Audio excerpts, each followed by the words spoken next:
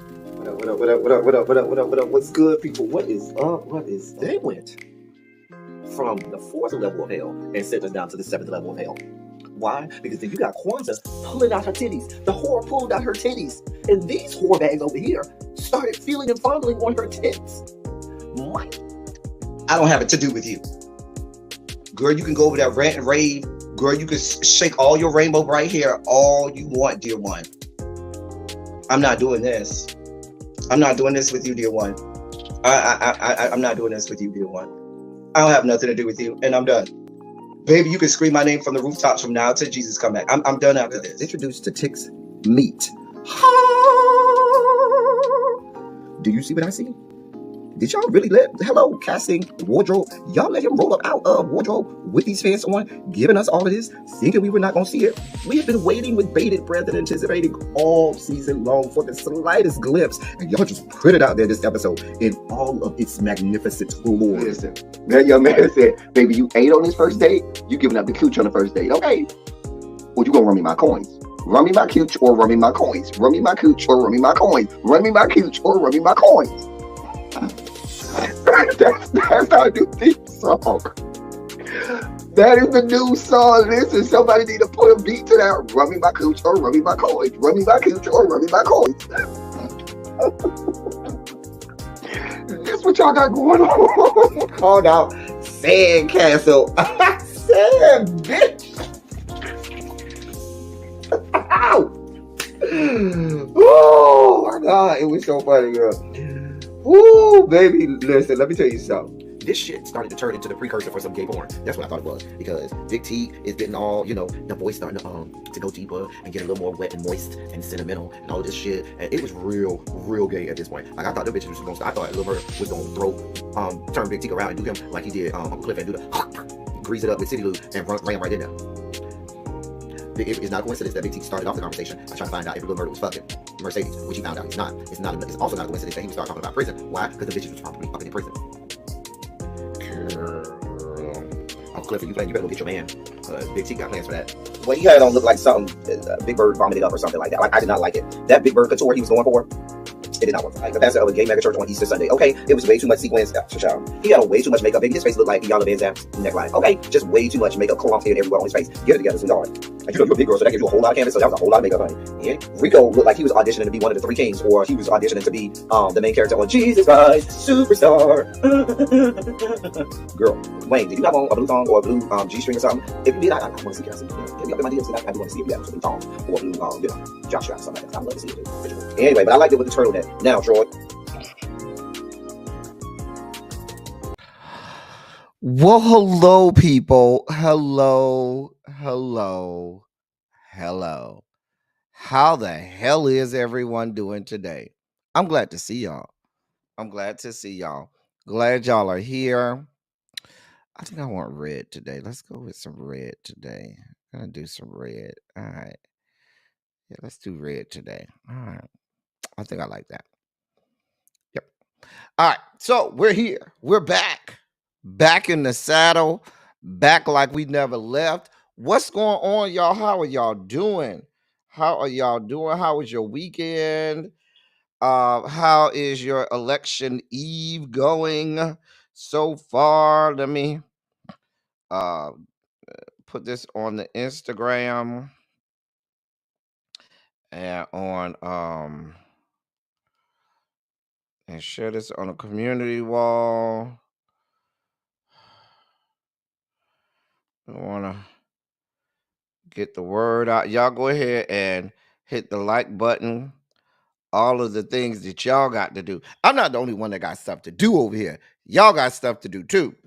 So make sure y'all doing the things that y'all supposed to be doing. Okay. Anyway, let me put this on a community wall and we'll be ready to get this party started. All right.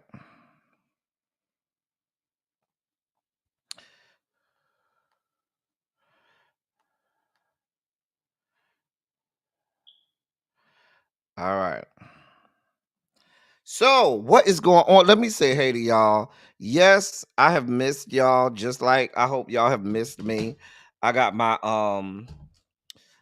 my Red Bull ready. Today's flavor is what?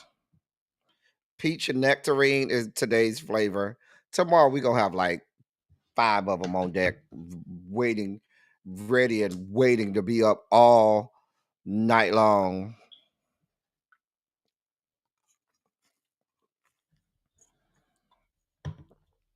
Anyway, but let me say hey to y'all.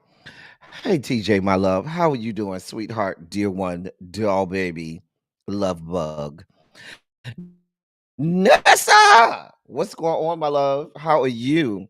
My Miami people are here. I'm good now. My Miami people are here. We can shut down the show now. I'm ready. We can start now.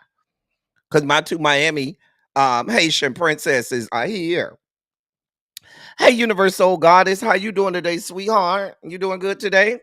Tracy W is here. Hey, Tracy Boo. Terica is here. Hey, Terica. Drinks with D is here.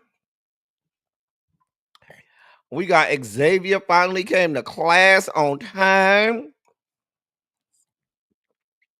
Uncle Jay is here. Hey, Uncle Jay, you gonna act right today, Uncle Jay? You don't got to act right over here, Uncle Jay. We have a good time. You know, do whatever you want, Uncle Jay. Have a good time like the rest of us. Montrez, what's good, bro? What is up, Montrez? Yanni, how are you?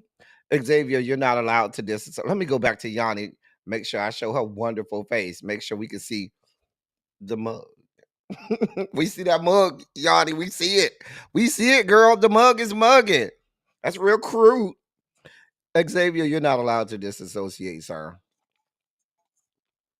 It's not how this works. That's what they want you to do because they don't want you to pay attention to what's going on. They just want you to disassociate and say, well, I'll check in when the results are over. While you're disassociating, they're disenfranchising you. You got to keep your eyes open on these people. Hey, Auntie Kim, how you doing? I am good today. I hope you're doing good today. Tracy C, one of our head hall monitors, is here. I tried the vanilla berry. It was all right. It wasn't bad, Tracy. I did try it. It was all right. It wasn't bad. I might get that one for tomorrow. I'm gonna see. But it wasn't bad at all. It was not bad. Is it better than the goat, the watermelon? No, but it's who's gonna beat the watermelon? But it was good though. Texas Toy is here. Ronald is here. Hey, Ronald. Ciao. Ciao. Hey, Lamone, what is going on? Lamone, come here, Lamone. Come here, Lamone.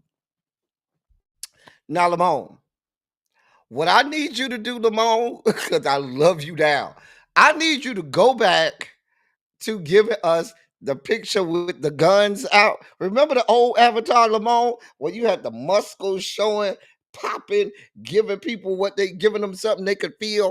I need that Avatar back, Lamone, please. How you doing today, Lamone? I'm so glad you're here. Hey, Yana, what's good, my love? mm. Cha. Harold. Hey, what's good, girl? Dee Phoenix is in the place. We all are in the building. Diamond Pearl Jim is here. What's going on? DPG. Dee Phoenix, you know, I'm glad you're here. I'm glad everybody here. Yana is here. She say she missed us, and we miss you too, girl. We miss you too, honey. Ravine is here. Hey, Ravine. Hey. Hey, Ravine. Hey. What's going on, Ravine? What is going on? Anyway, I think we're ready to get this party started, y'all. Let me see. Is the dossier? The dossier is ready. All right. Go ahead and put some shondos in the chat if you're ready to get this party started. What's going on, Mr. Pisces? How are you today, sir? How are you? And all your cuteness. Samara is here. I got my political analyst in the building. We got everybody in the place. Listen, y'all need to decide that in the members only chat, TJ. Y'all got to figure that out in the members only chat. Listen, the live starts at 8:30. We're gonna have a long night tomorrow starting at 8:30. Listen, y'all. Don't go chasing waterfalls. Stick to the rivers and the lakes that you're used to.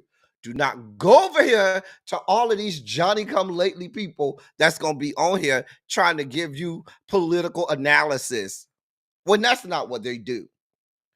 You don't want to go and get any type of political analysis from somebody who's not well versed in this stuff, from someone who hasn't been keeping up with everything leading up to this point.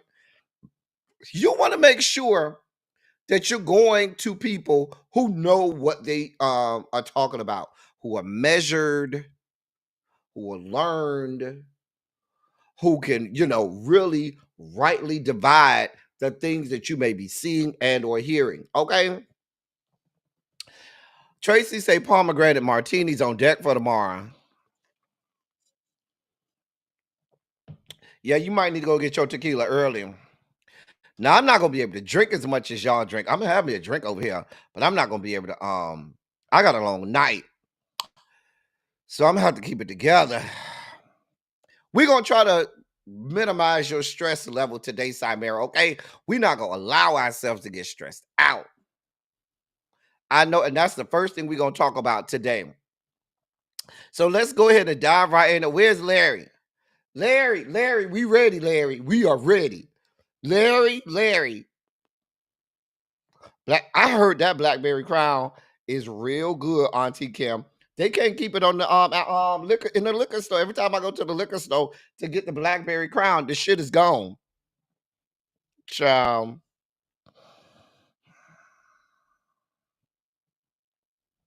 So Larry, you ready, Larry? The voice is ready?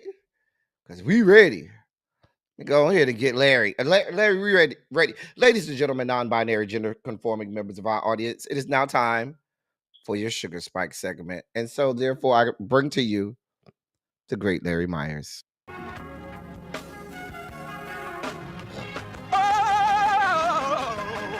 God. Wow! You see, this is the part that I like. Major Sugar Spike. So loved the world. I want to fight. That he gave his only begotten son. Major Sugar Spike. And wow! Shall ever believe. Major Sugar Spike. They shall not perish, but have everlasting life. Taste the biscuit. Jesus! I wish somebody help me. Jesus. I'm going back to this because y'all say y'all like the side by side, so we'll go back to the side by side.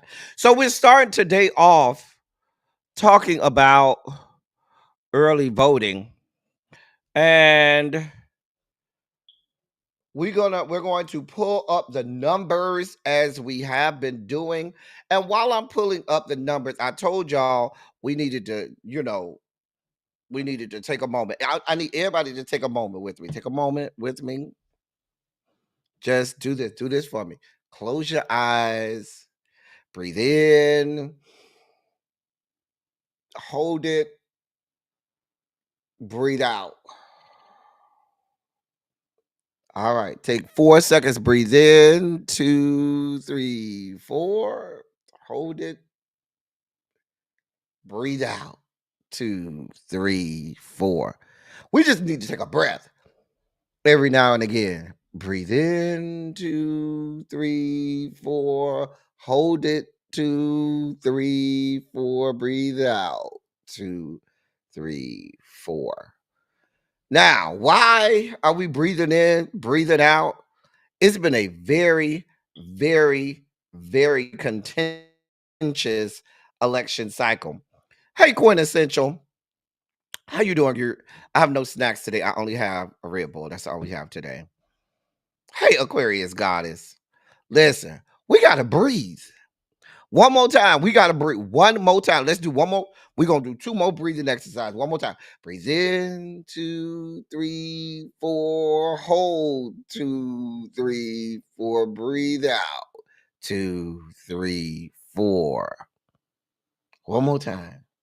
Breathe in, 2, 3, 4. Hold, 2, 3, 4. Breathe out, 2, 3, 4. Because these people will have us go into cardiac arrest. They want you to be scared. They want you to be nervous.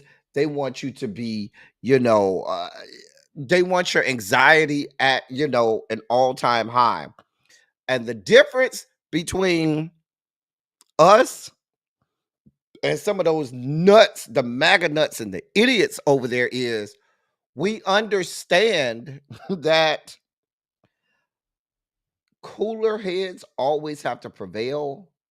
We have to be very careful in how we distribute our emotions. We cannot afford to go on these emotional escapades like these other people. They want you to be scared. They want you to be nervous. They want you to be in fear for your safety, and we are not. Okay? Now, regardless as to what happens tomorrow or in the subsequent days, guess what's going to happen for us people that look like us? We're going to be all right. We're going to be all right. Does that mean we're going to have tough times? Sure, we may have some, regardless as to who win. But guess what's going to happen? We're going to be all right because we have always learned to be resilient. Hey, lovely 31 Blueprint. We are resilient. Hey, Pinky Tiki. We are a people that have had to endure some of the worst things that this species has had to experience, and we are still the best of this species to this day. We know how to deal with some shit. We know how to, we know how to make do until times get better. That's the nature of our people. Therefore, do not let these people build your emotions up into this frenzy where you are in fear and panic mode. It is not time to be in fear and panic mode. The time right now is for us to activate. This is activation time. Right, TJ, because we gonna be all right. We gonna be all right. It is time for us to do what we do. Get our ass out there, vote early, vote often, and encourage all of our people to vote. That's what we need to do right now. Now ain't the time to be scared. No matter what you see today, no matter what you hear today, no matter what you see tomorrow or in the next few days or whatnot, this is not the time for us to be fearful, regardless as to what happens. We're going to be all right.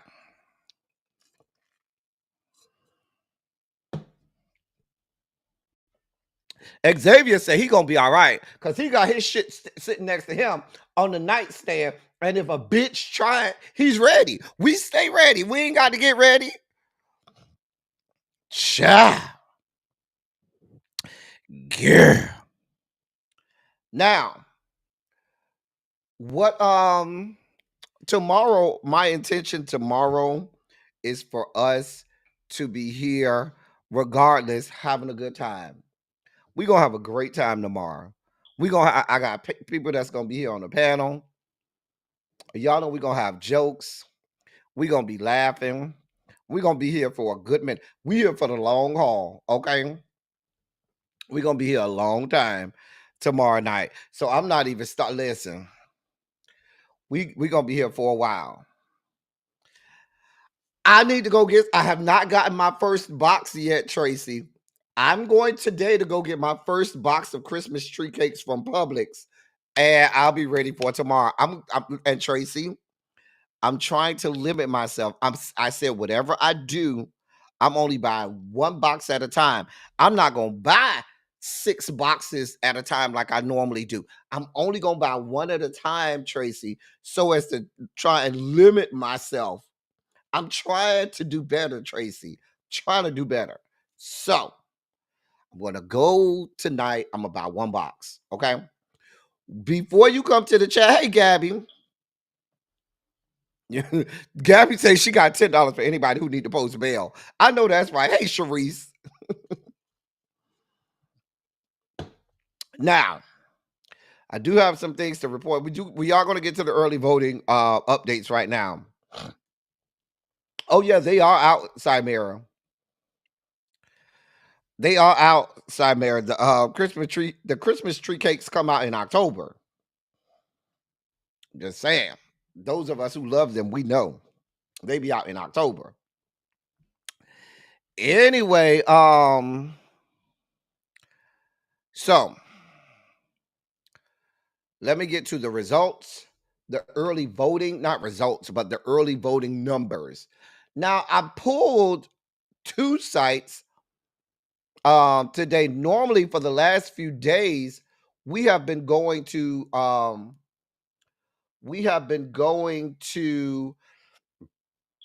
NBC, NBC News as our source of truth for the last few days.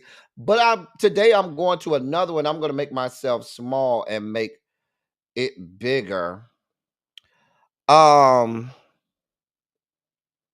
going to show both of them. Let me show the first one.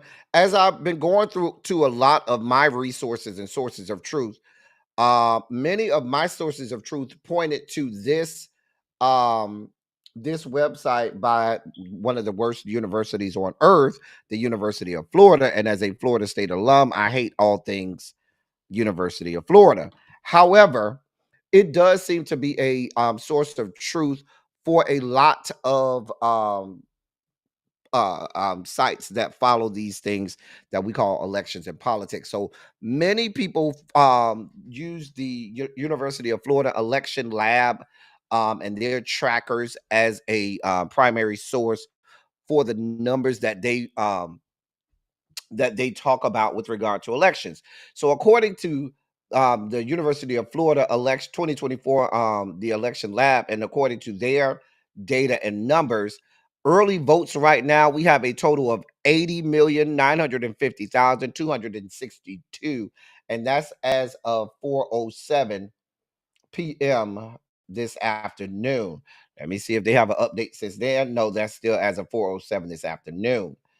Now, when I looked at this one, it gives us a lot of information here.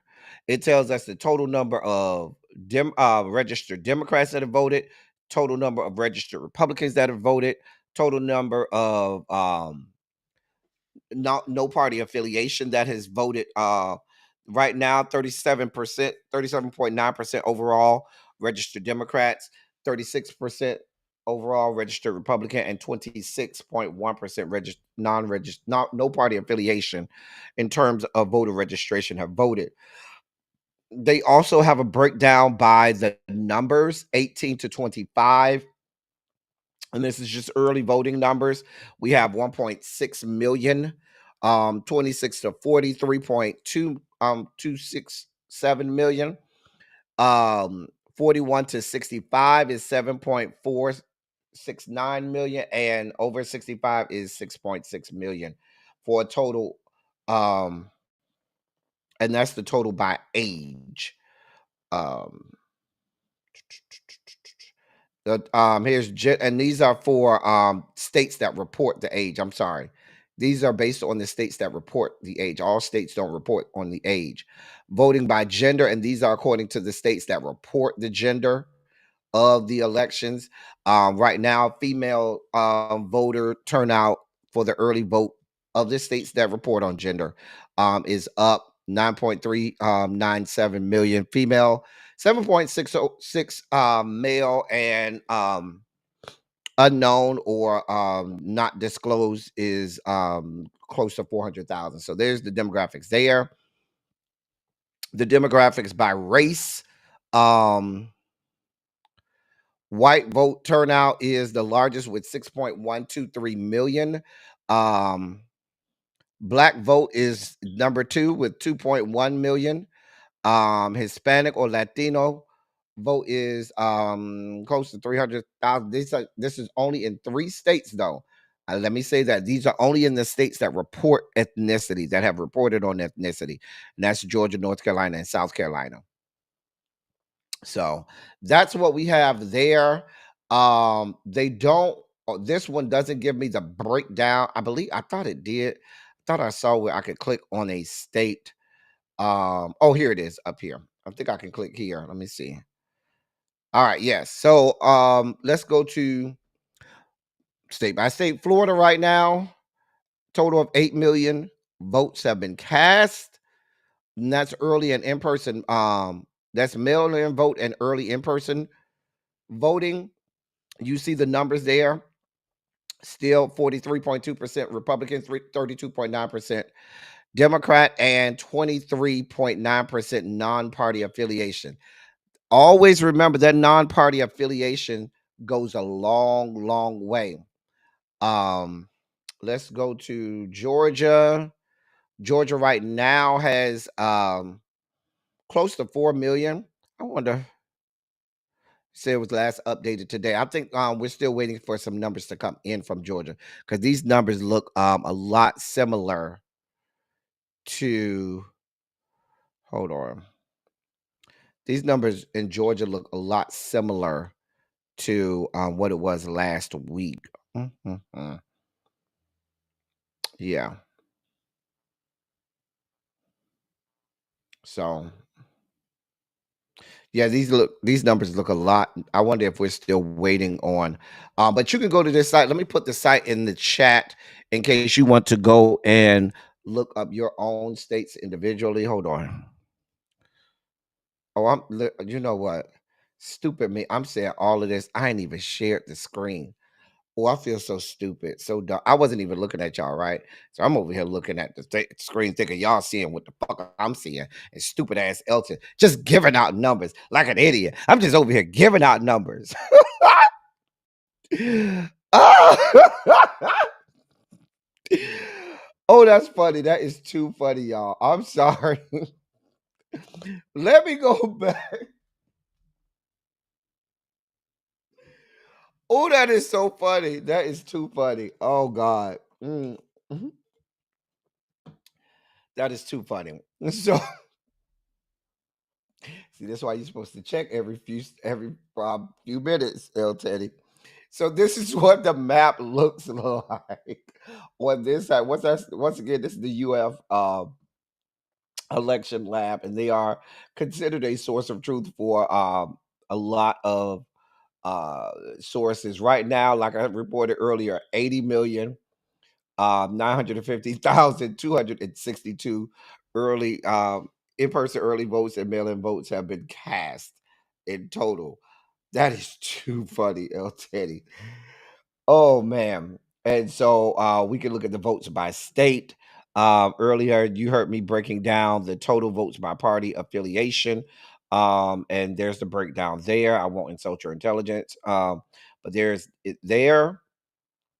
There's a slight, very slight edge to the Democrats with 37.9% of the early vote, but Republicans are right there with 36% of the vote. And many of the Democratic pundits are alarmed by that number because one thing that they could rely on when the mail-in votes or early and mail-in votes were tallied on election night, you could always in the last, or I should say in the last several election cycles, there has been, you knew that was going to be a large bump for the Democrats because those votes overwhelmingly would often be Democratic votes.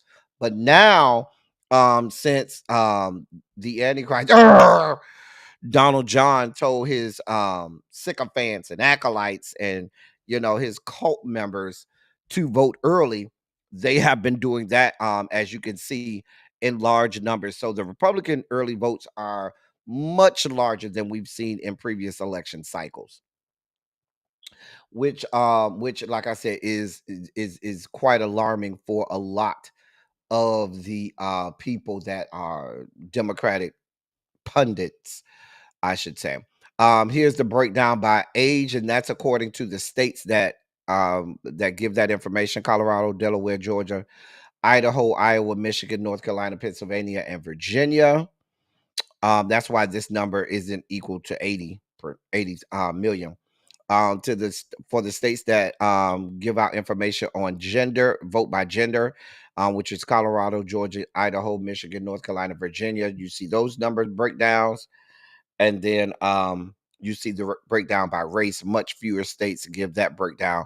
Only 3 states give the um, I- um, information with regard to race. So I wanted to show this. I put it in the chat. I put in the chat what the numbers were looking like. I went to Florida. Let me go up here. Do it this way. Florida numbers are here. They have a total of 8.1. Um, 8.187 million votes have been cast, and you see the breakdown here.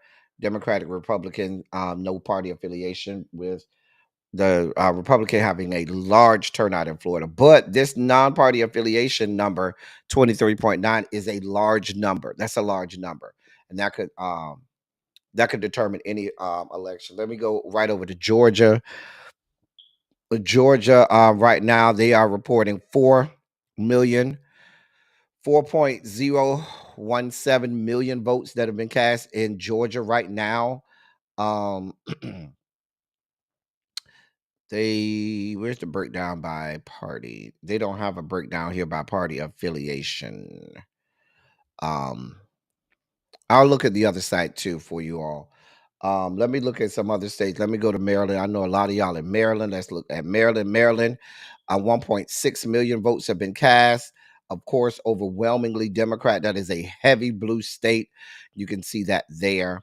57.5% Democrat, registered Democrats have voted. There in Maryland. Let's look at Texas. Texas has 8.93 million votes that have been cast. I believe Texas, last time we checked, I believe Texas had the largest turnout in terms of early vote. I believe Texas had the largest early turnout, with Texas having the largest and Florida had the second highest. But we'll check that in a second, because Texas is at 8.9, almost 9 million. And Florida, I think, was at 8 million solid. Yeah, Florida was at 8.187. Let's look at larger states like California. California has 8 million as well, but California, that number is still behind Florida. So, of course, California being a strong Democratic stronghold, you see more Democrat early voting there. Let me look at that Texas number again so I can get an exact number on that. Texas, according to this site, they haven't. This site hasn't. They haven't received, according to, I guess, to them, information about party breakdowns. But I'm going to check the other site for y'all as well. But I wanted to put this in there because I saw this was being, a lot of the sources of truth use this site. Michigan has had 3.195 million votes, and this one doesn't show a party affiliation breakdown here. So let me go to the other side. Hold on, y'all. Hold on, y'all. Hold on 1 second. All right. So let's go to now. This is the one that we've been looking at the last few days. Let me refresh this screen. All right.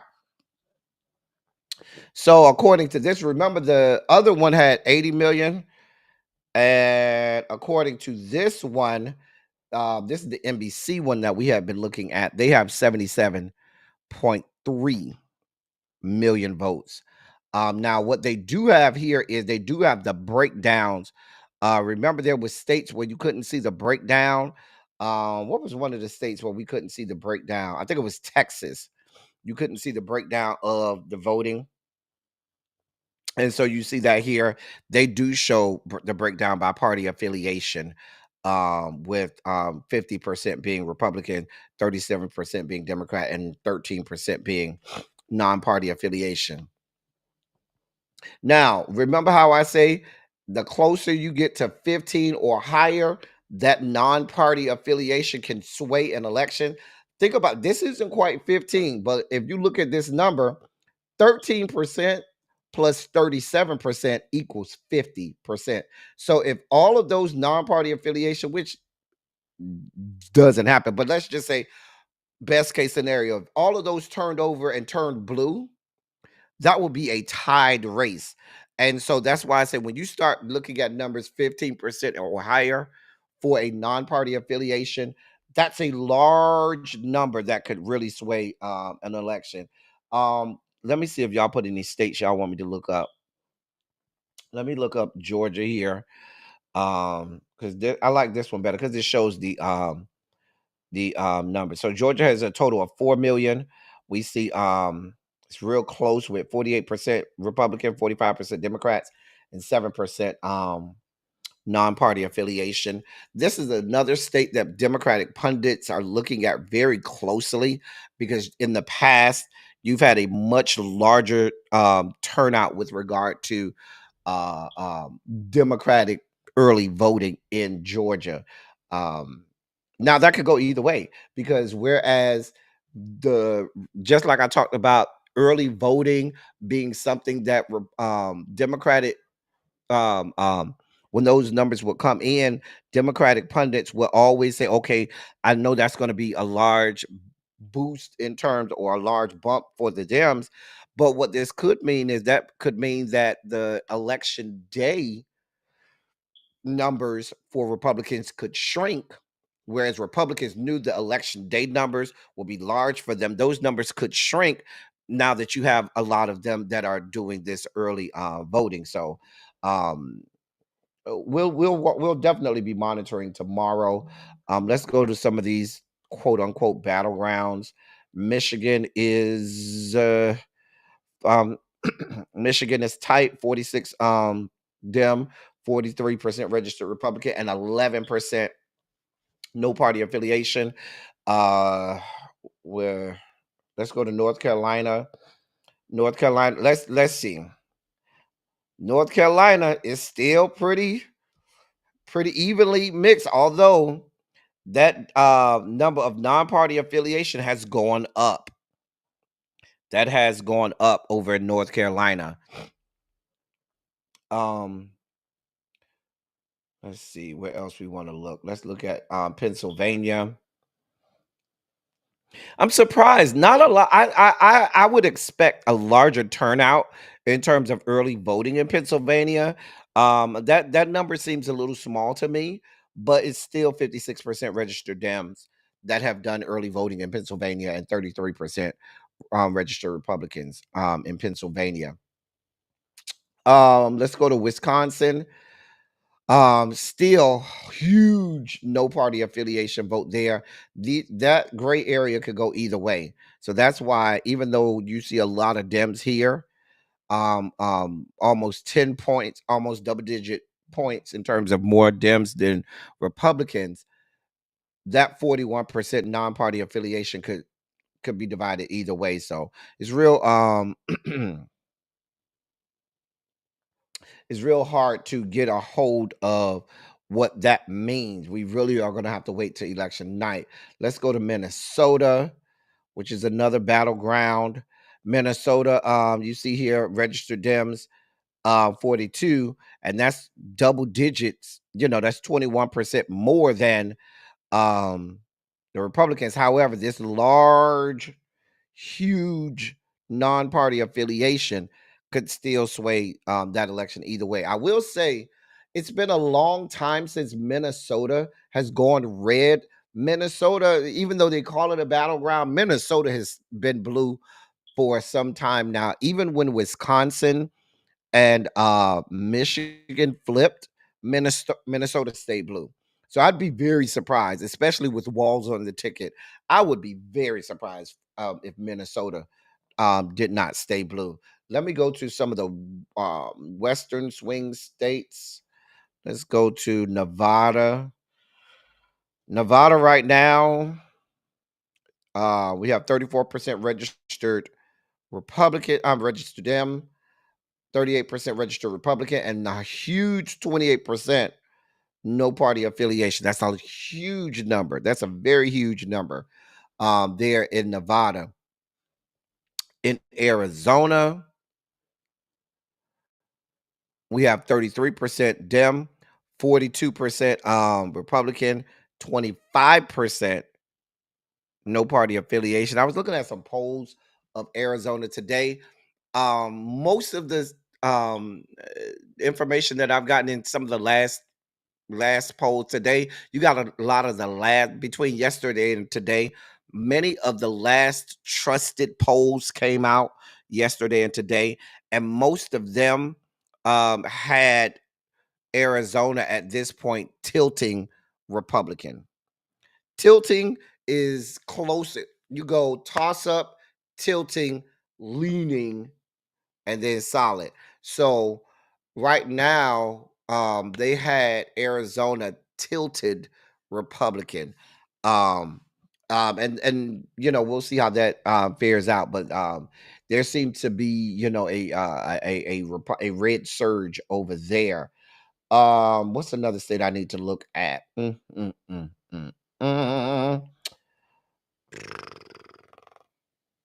What's another state I need to look at? Did I look at Pennsylvania? Yes, we looked at Pennsylvania. Let's look at Virginia. Virginia, I fully expect 50% Dem, 38% Republican, and 12% non-party affiliation. I fully expect Virginia to be blue. I'd be very if Virginia turns red, that would be a problem. It's two states that I look at, and it would be catastrophic for Kamala if they turned red. Virginia is one. Virginia, and the reason that even though she can win without Virginia's electoral college votes, Virginia gives you a very good litmus test. It traditionally tilts and leans blue, but if it flips red, in the times that it has flipped red, that has been a very long night for the Dems. So I fully expect Virginia to stay blue. I really do expect for Virginia to stay blue.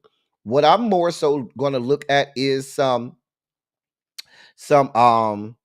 somebody asked me about Kentucky. I think that was Jason. Kentucky does not have any I don't even know if they do early voting. If they do, they have not reported on their early voting in Kentucky. Iowa, that poll came out out of Iowa yesterday. Right now, these are the numbers: 39% Dem, 40% Republican, and 21% non-party affiliation. If Iowa flips, that could be a long night for the Republicans. If the polling is right and Iowa flips, there are a couple states that I'm going to look at. I'm going to look at Iowa. I'm going to look at Maine, because Maine, even though it's a small state, Maine flip flops. I'm going to look at the North Carolina numbers, and that should give us a lot of information that we need to know. So that's just some of the early poll numbers. That's just some of the early poll numbers. Did I miss anybody's state that they wanted me to look at? Did I miss? I thought I looked at North Carolina. Hold on. Thought we looked at North. These are the North Carolina. Yeah, we looked at North Carolina. All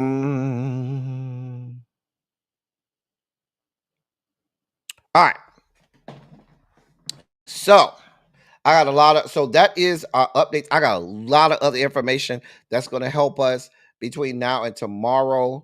So let me get back to here. So that's our early poll. That's our early numbers. Now, let's do our updates from the campaign trail. What are we looking at? So interesting. Kamala yesterday, she went down to the Kojic.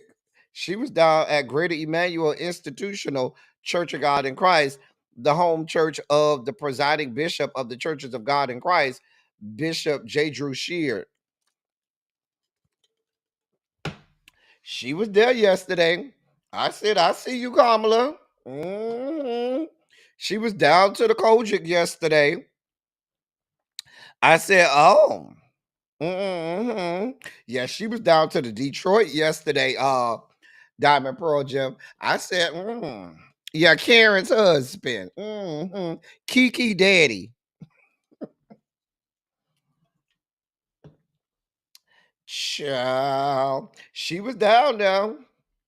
You know, they had the clock system. I mean, Twinkie wasn't there, but they had Jackie and Dodo and Karen.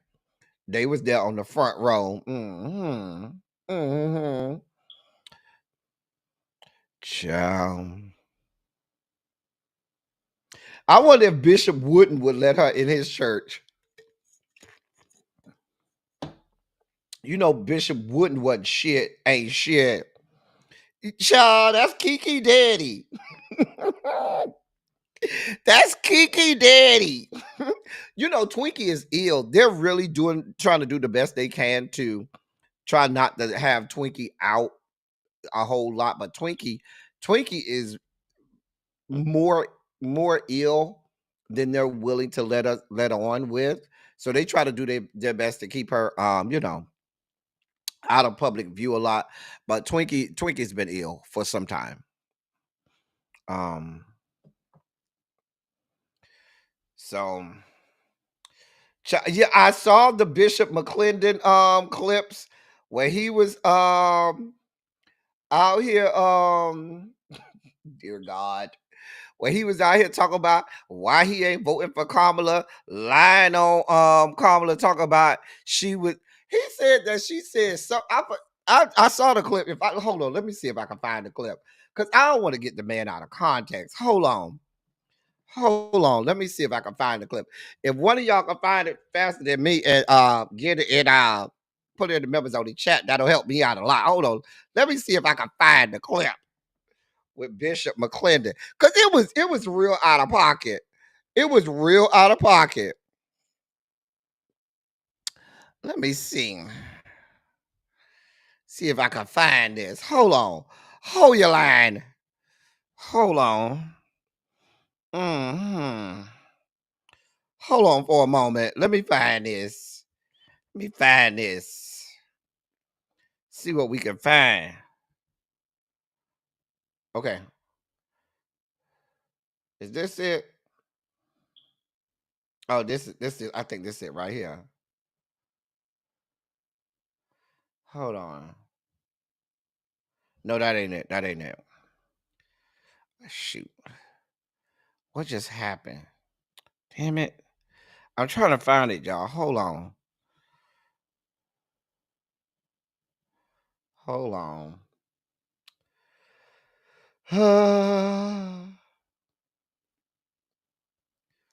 Now, when I need to find it, I can't find it. I've been seeing that junk all morning, and now that I'm looking for it, I can't find this mess. It was a shit show. Let's be clear. I know I ain't gonna find it. Lord. Um, you got to be in the church circles to know who Bishop McClendon is. Um, Was it on the Shade Room? It was on some big platform I saw it on. I think it was on the Shade Room. I think it was on the Shade Room. I think I saw it on the Shade Room. Hold on. Because I saw it somewhere. Whenever I need some shit, I can't find it.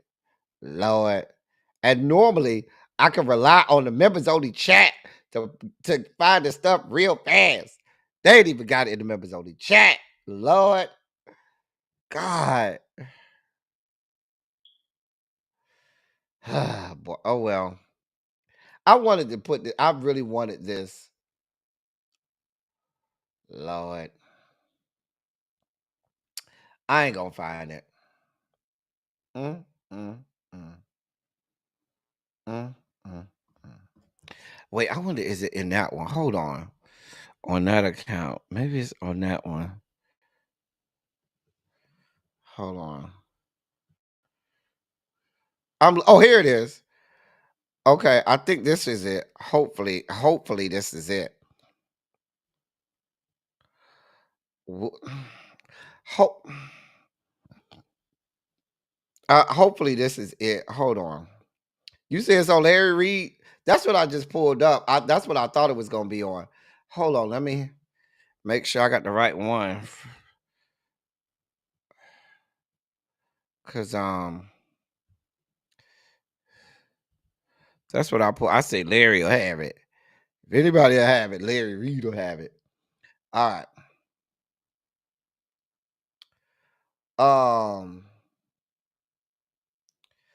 So here it go. Hold on. Let me, because these people, they really be getting besides themselves. Okay. So here it go.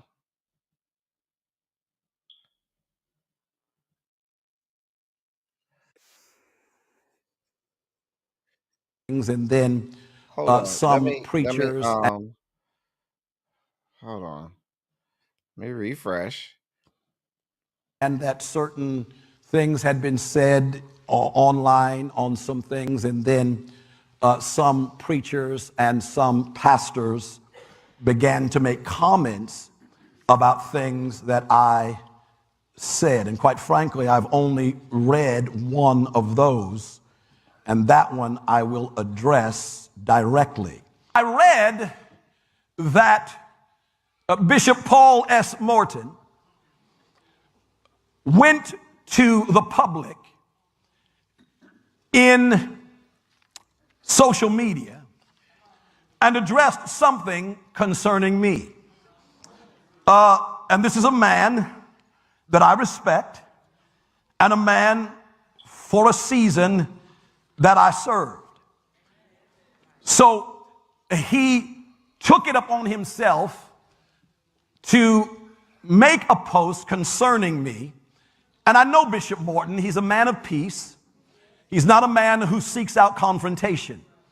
And so I discern that if he felt he needed to say something, it was because people in his camp were coming to him saying, oh, what are you going to do about McClendon and what he is saying? So let me put up the post. Put it up. Let me put it up so you can see what he said. This is Bishop Paul S. Morton. I disagree with Bishop McClendon. Now, I don't know what he's disagreeing with because I don't know what I said that he is disagreeing with. But he says, I disagree with Bishop McClendon. He left 10 years ago. Luke 6:45, a good man from his heart brings forth that which is good, and evil man, evil fruit. Decency and character must be at the top of our agenda. Like God, I look at the heart first. VP has a good heart. Trump has an evil one. All right, finish what you're saying, Clarence. I have not worn a MAGA hat. I have not been at any of the rallies. You don't see me anywhere introducing anybody. I have simply vocalized who I am not voting for and the reasons that I am not voting for Mrs. Harris. So, Bishop Paul S. Morton, as I said, he's a man that I respect, yet he was not then at the time that I served him, nor is he now a spiritual father to me. He had episcopal paternity, meaning he was the man who recommended me for the bishopric, but never spiritual paternity to me or my ministry. When I left his fellowship, we parted in mutual respect. Therefore, if the bishop had any issues with me, he certainly could, and I believe should, have reached out to me personally and said so. Or at least in episcopal protocol, to let me know that he felt led to speak out in relation to what he perceived me to have said, because he doesn't know what I said. He did not do that. So since he chose to speak publicly, I shall in turn address his statement in the forum that he chose. Say it with your chest. I will remind you, Bishop Morton, that when you asked me to join your fellowship, I already had a congregation of over 10,000 people in weekly attendance in a church where I was preaching 5 services a Sunday. I had a national and international global television ministry with a reach at that time beyond your own. I had a national annual conference called Harvest Fire that drew tens of thousands of people to Los Angeles annually. Well, so my credibility, my visibility, my influence, and my ministry was not a product of, nor was it attributed to, my association with what you. What that got to do with Kamala? God gave me all of that before I ever met you. What that got to do with Kamala?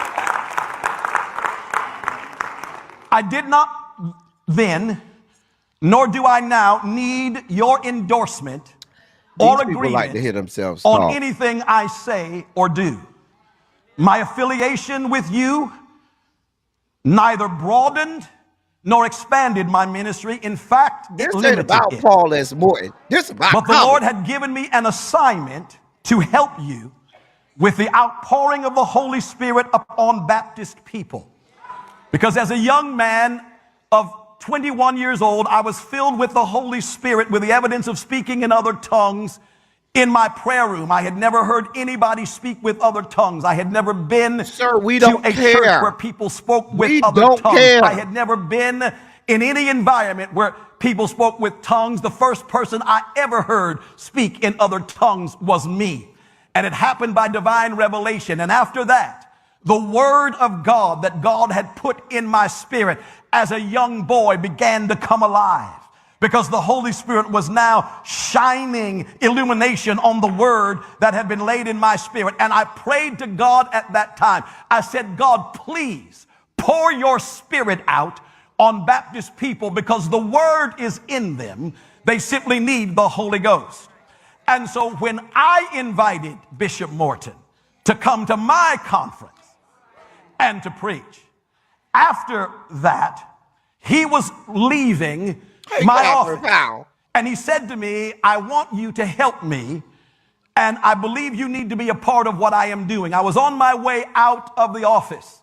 I said to the bishop, I will pray about it, because he was changing out of his castle. We might as well tell it all now. He was changing out of his castle. I was on my way out, and the Spirit of the Lord said to me, you do not need to pray about this. This is an answer to the prayer you prayed at 21. When you asked me to help, to pour out my spirit on Baptist people, this man is doing it, and I am assigning you to help him. And so I did. And I helped him. I fulfilled that assignment with the honor and with the submission that was due him. In fact, I ceased my own annual conference in support of supporting his. My conference was in August. His was in June. I ceased my conference, which at that time had $1 million budget every week, and I was only in my 30s. Then the bishop asked me to join his fellowship. I told him then, after prayer, that my instructions from the Lord that I was to serve him and not his movement, and that when he was done as the presiding bishop, I was also done there. Those are the words that I said to him. When he announced in a closed session that he would resign his position as presiding bishop 5 years before he actually did so, after he made that announcement, he pulled me aside privately and asked me to put my name in for consideration to succeed him as the presiding bishop of that fellowship.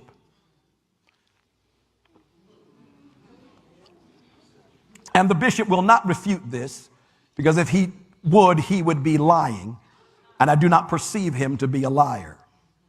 And so he asked me to put my name in consideration to succeed him. I said I would pray about it. I went and I prayed about it. And although I was honored to be asked, and I was humbled to be asked, when I went to the Lord concerning it after much prayer, the Lord said to me that I was not allowed to put my name forward. He had come and asked all the council of bishops, if you desire to succeed me as presiding bishop, put your name in. There were 12 or 13 of us. Put your name in and you will be considered. I went and prayed. The Lord said, you cannot do it. I said, Lord, I understand that. He said, I want you to tell him you cannot do it. And these were the words of the Lord to me. He said, you cannot be the poster child or the face of any denomination or reformation. Sir, I don't have no more time. As a prophet to speak into all of them. I have no more time. I have no more time. Like, look, that's how I feel right now. Girl, I have no more time. Girl, just say I'm not voting for Kamala Harris and be done. I don't need you to say that from your pulpit. That be the problem with these people. Y'all got all of these words and things. And what are you saying, sir? Because I didn't say I was MAGA. I didn't say I was. Well, what are you saying? Are you saying you're voting third party? Is that what you're saying? Because one or two things is gonna happen. Either you're voting for Kamala, or you're voting for Donald John, or you're voting non-party affiliation. So my point is, if you could so graciously say you're not voting for Ms. Harris, so go ahead and tell us who you are voting for. Are you voting for Donald John? Are you not voting at all? You're voting for third. I refuse to believe that you're voting third party. That's the wrong one. I thought that was the wrong one. Hold on. I had the one from Only Saints too. Wait. Let me look at the one from Only Saints.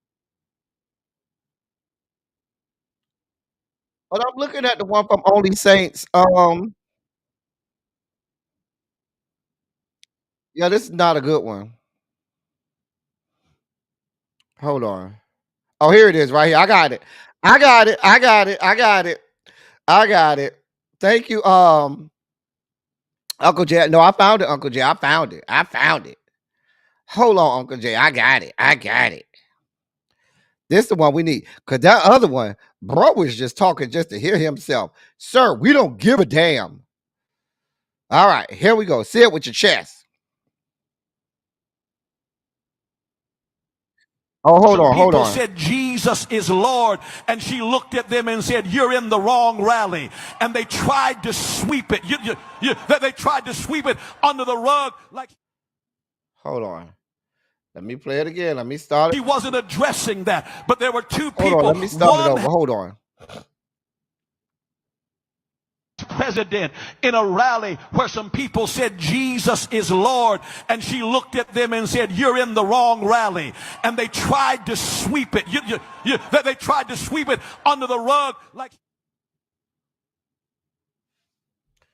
he wasn't addressing that, but there were two people. One had said that she was telling lies, and the other said Jesus is Lord, and she addressed them both. She said, you all, not one of you, y'all are at the wrong rally. You don't believe me. They kept it out of the news. While on the other hand, the other candidate has people singing how great thou art in his rallies, and still a bunch of pimp jack-leg preachers who are in bed with the political elite are trying to tell their congregations to vote for someone who is against the Judeo-Christian ethic. That devil is a liar, and God will determine who's who. You're looking at me like you didn't hear about it. That's why I brought the clip. Show it. Donald Trump hand-selected 3 members of the United States Supreme Court with the intention that they would undo the protections of Roe v. Wade, and they did as he intended. Oh, you guys are at the wrong rally.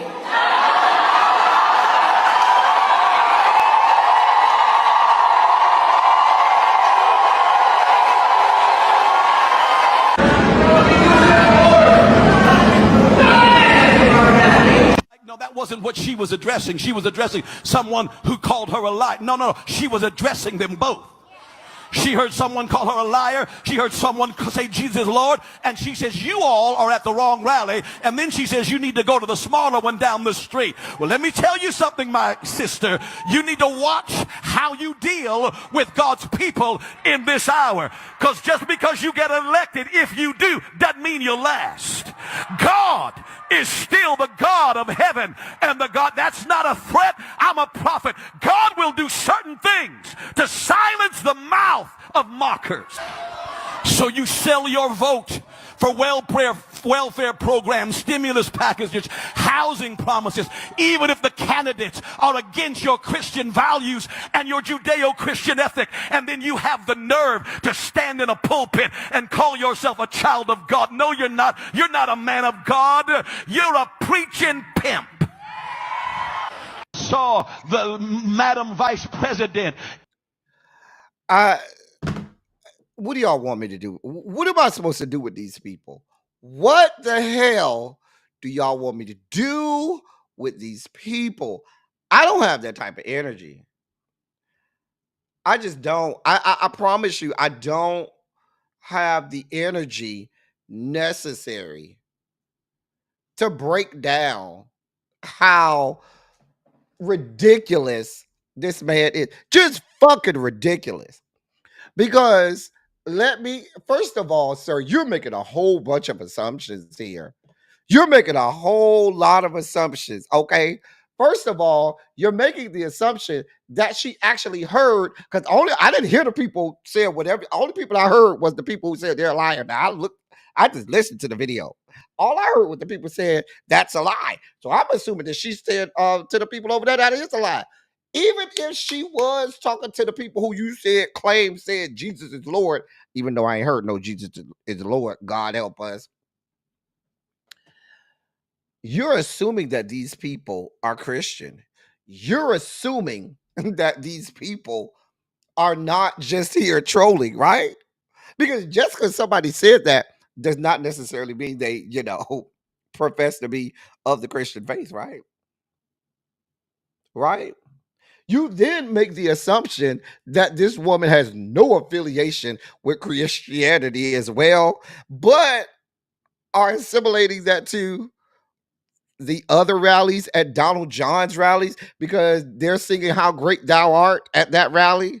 You do realize that there could be people singing the How Great Thou Art and have no affiliation with your Judeo-Christian values, like you told us.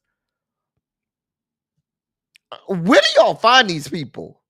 Why are y'all even watching these people?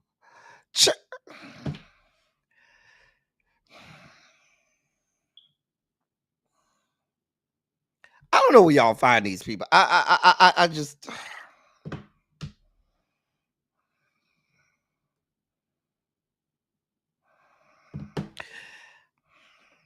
You know what he sounds like?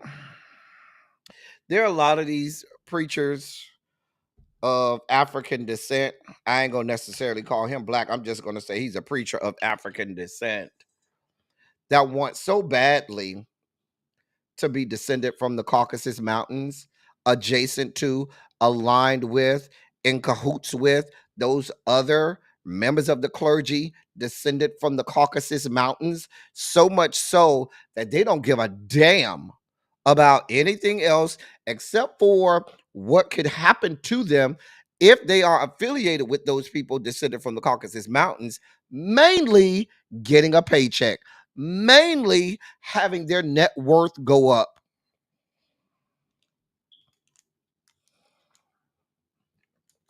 I gotta move on. I got too much shit to talk about than to be over here dealing with Boo Boo the fool over here. I don't have this type of energy. Right.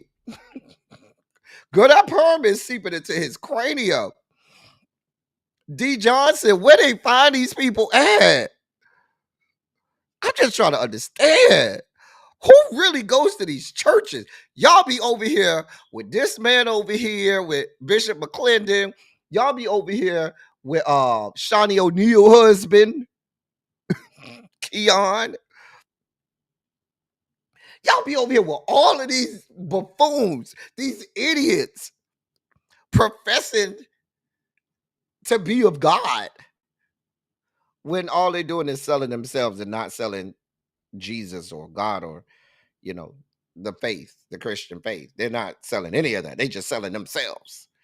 Let me move on. I don't got this type of time. We got other things to talk about. Then we got too much. It's the eve of the election. And we over here talking about these people and their fuck shit and fuckery.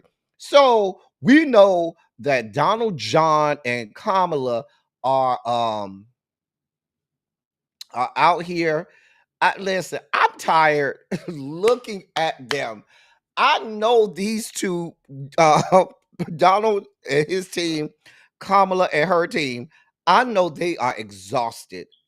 Listen, the way they have been in multiple states every day for the last several days, it's exhausting to look at them. I'm sure they'll be glad when the campaign is over, but that's depending on who wins. That's when the work just begins. So they will. I'm not going to even go through all of the states that they went through.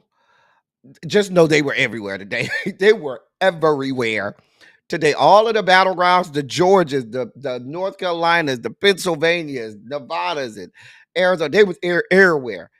Everywhere. Okay.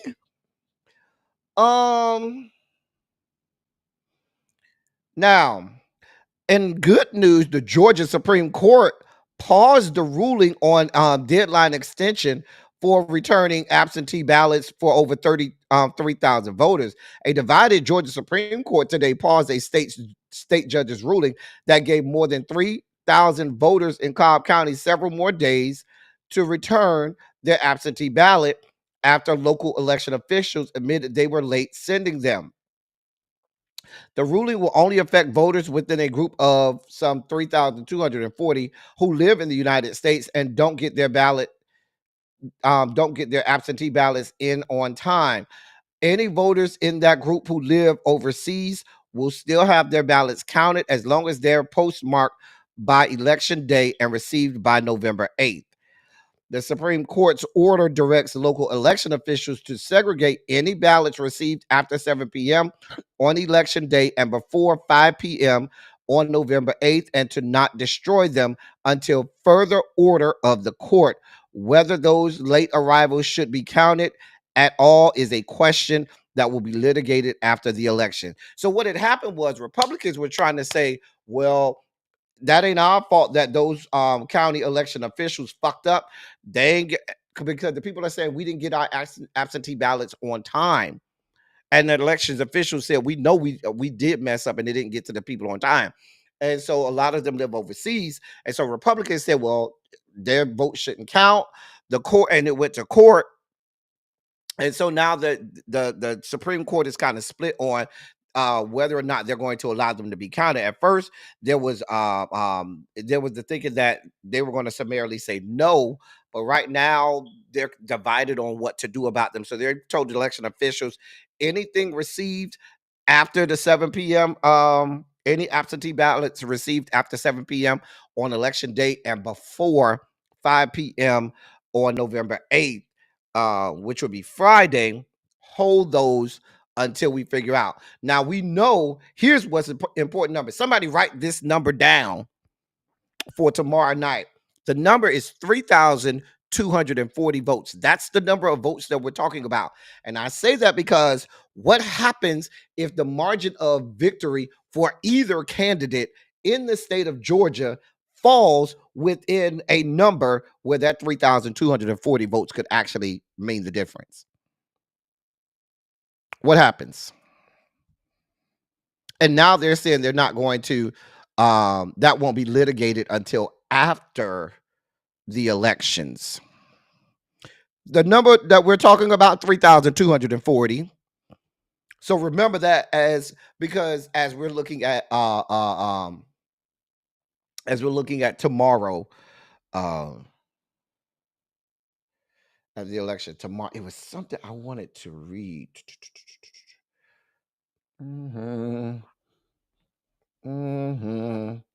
Something I wanted to read to you all.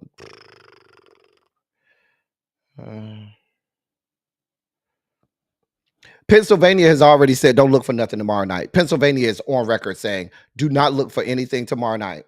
The election state secretary of state and election officials say don't look for nothing from Pennsylvania tomorrow night. Mm-mm. Don't even look for it. Mm-mm. They came right out. So let me see. There was something I wanted to tell y'all. This was some good information. Hold on, let me see if I put it over here. I don't know what happened. Man, I should have copied that. Shoot. It was a really good article that I had, y'all, and I really wanted to break that article down. Oh well, we still have tomorrow. So that is that. In other news,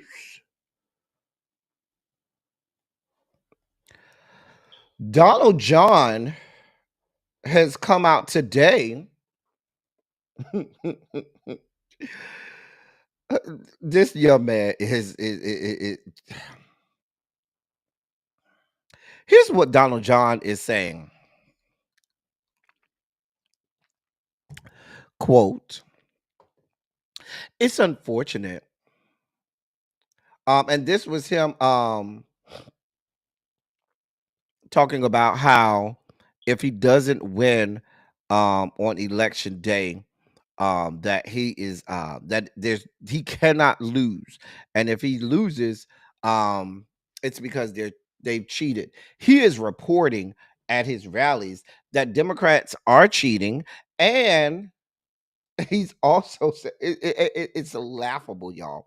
He has stated that all of the early votes in Pennsylvania are already false, have already been tampered with, and that there is overwhelming voter fraud and cheating in Pennsylvania. This is prior to the election night tomorrow. That's what he's already saying.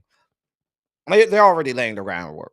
Remember, in the 2020 election, the Pennsylvania ballots and the Pennsylvania election was the one that he and the RNC contested for months after the election in 2020.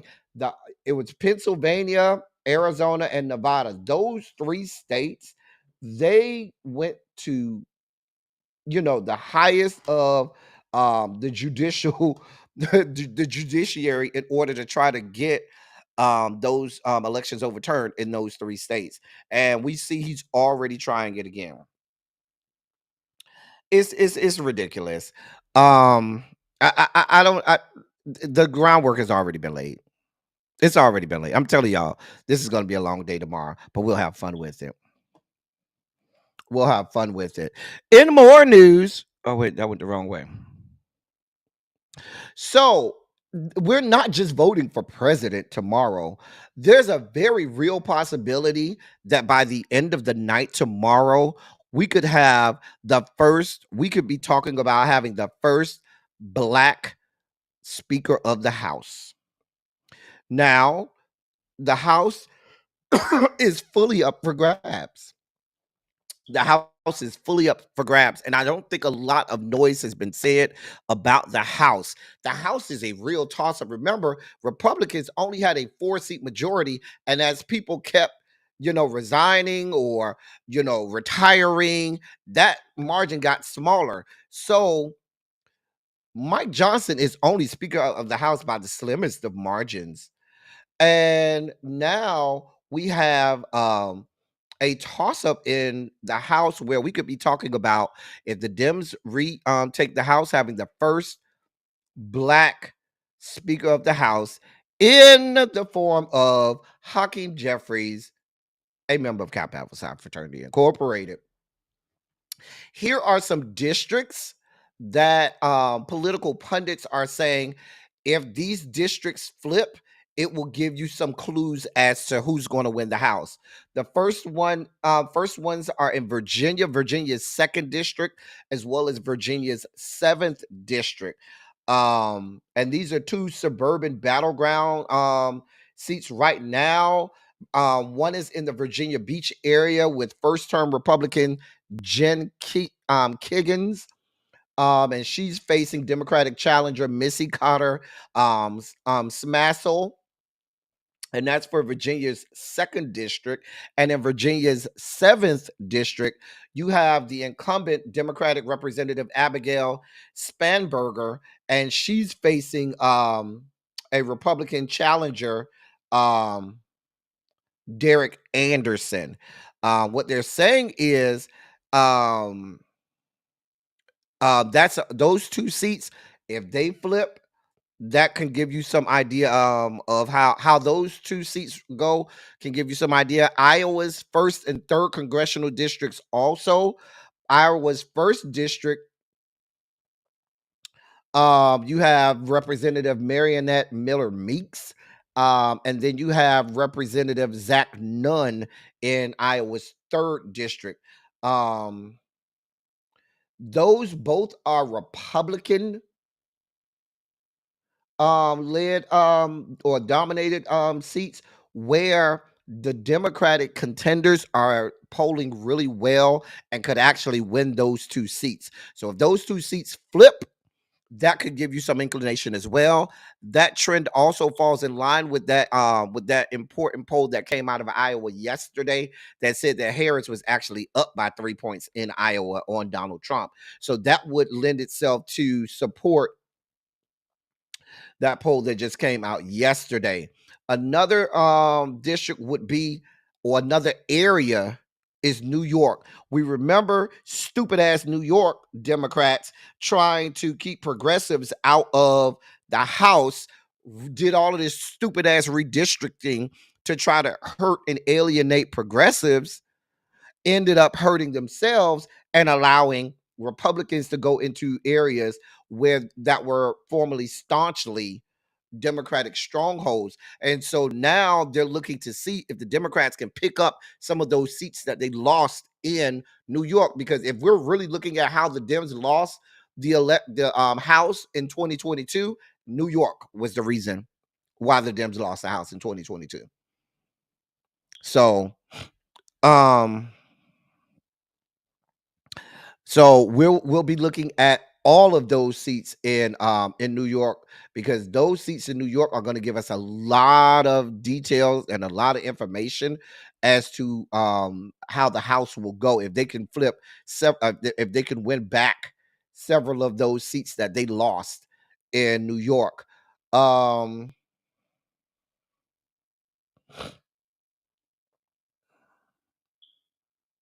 So we know our boy Mondaire Jones is running in one of those spots, and we're hoping that he gets that spot back. There's several New York seats that we're looking at. D'Esposito, who's a Republican, and he was one of the people who got his seat based on those stupid ass um, those stupid ass congressional lines that the Democratic Party in New York drew. We're looking for him to be unseated, and we're looking for New York to flip quite a few seats. So Tracy and all TJ, all my people up there in the greater who vote in New York, I need y'all to do what we need to do. I need y'all to do what we need to do. Hey, L said, you been in the bushes? Okay, you know I'll be looking for you, L said. So in another. We're also looking in Pennsylvania. Pennsylvania also has several seats in some rural areas of Pennsylvania where the Democratic candidates have actually been faring well. There's about 5 or 6 seats in some of the rural areas of Pennsylvania that if a couple of those seats can flip, that will go a long way to help us figure out where it will go. North Carolina's 1st district, where you have a first term Democratic representative, Don Davis. He's facing a Republican opponent in Lori Buckhout, and she's putting up a very good fight. That district includes the northeast part of the state and has a very large Black population. So we're hoping that those of you all in North Carolina that fall into North Carolina's first district, where Don Davis is your representative. That you all and that's been traditionally a Democratic stronghold, but Lori Buckout is putting up quite a bit of a fight. And what they're saying is, if Don Davis doesn't retain that seat, that could tell you a lot, not just a lot about where the trends are going with regard to the House, as well as where the trends are going with regard to the presidential election, at least in North Carolina. In Ohio's 9th and 13th districts are very competitive as well. The 9th district has a Democrat incumbent and Democratic Representative Marcy Kaptur, and she's the longest serving woman in congressional history. And she's fending off a challenge from a Republican contender in Representative Derek Marin. Also, in Ohio, you have the 13th district, where you have a Democrat in the form of Democratic Representative Amelia Sykes. She's facing off against a Republican contender, Kevin Coughlin. So we have those two districts. In Nebraska, over there with Ronald, Nebraska's 2nd district, where the incumbent is Republican Representative Don Bacon. He's very vulnerable over there, and State Senator Tony Vargas is putting up a great race over there against the incumbent Republican representative. So we'll be watching that district. Maine has a Maine 2nd district, also has a very competitive race in with the incumbent Democratic Representative Jared Golden. He's facing a former military veteran. Where's this man's name? In the form of Austin Theriault. So or Theriault. So those are some races in some areas that could potentially give us inclination of how the House will fall. And so we're not just looking at the presidential election. Please understand, tomorrow we will not just be looking only at the presidential election. We have to see the balance of power in the Senate, which is of utmost importance. The balance of power in the Senate is of utmost importance, because even if Kamala Harris, even if Dems lose the House, if Dems lose the Senate, it's going to be a real fight with regard to nominations of her cabinet. And because cabinet confirmations happen in the Senate, not in the House. So, as well as judiciary appointments. So we need we definitely need the Senate. So we'll be looking at the House and the Senate. Congress is on the ballot tomorrow as well. Please do not forget, you have state elections. You have your state legislatures, the in many states that are up for grabs. You also have your state attorneys, your district attorneys, your circuit court judges. These are all races where these people affect you personally. Every day you could have somebody in your family get arrested, and it's the district attorney or the state prosecutor that's going to make the decision as to whether or not that's going to trial or not, or whether or not that person is going to stay in jail. So all of those down ballot races, district attorneys, state attorneys, circuit court judges, city councilmen, school board members, as well as those referendums. Don't forget one of our sources of truth where you can look at your ballot, ballotpedia.org, where you can go and put your address in and look up your ballot and get a feel for all of those races, as well as those ballot initiatives. Exactly. Civil law, state treasurers, and other down ballot races. Always know those state legislatures are so very important. And these are people who pass a lot of these draconian laws that you all hear about. They don't come from the federal level, they come from the state level. And it then becomes the responsibility of the federal government, hopefully, or the federal judiciary, to make rulings on whether or not these things will continue to affect us. So certainly, thank you for putting that in the chat, Tracy.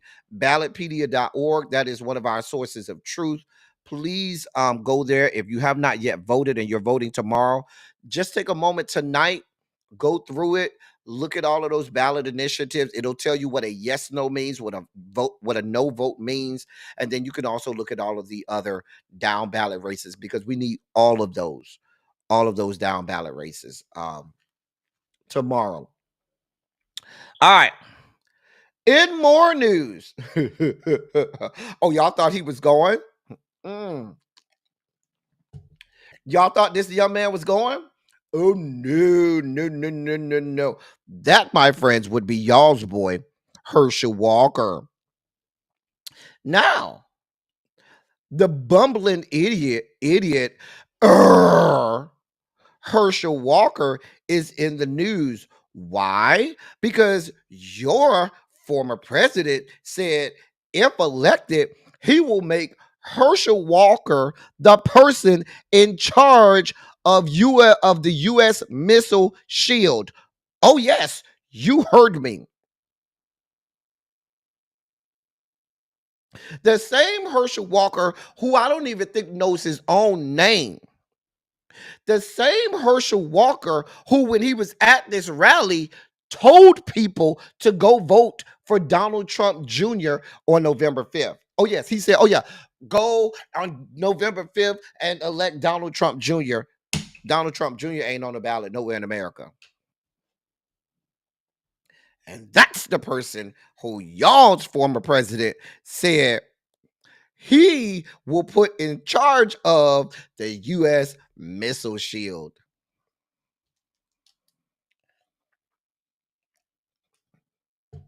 Because we have this, because because of the military industrial complex, we have this brand spanking new missile defense shield here in this country. That shields and protect us, in case somebody decide to get bucked and try to, bomb us or something like that. Oh, he says he's going to put the bumbling idiot in charge of that. Because Herschel Walker, the poster child for CTE, is the one that you want. The person who doesn't even know that Donald Trump Jr. ain't on the ballot. That's what y'all want in charge of this. That's who he's going to put in charge of it. I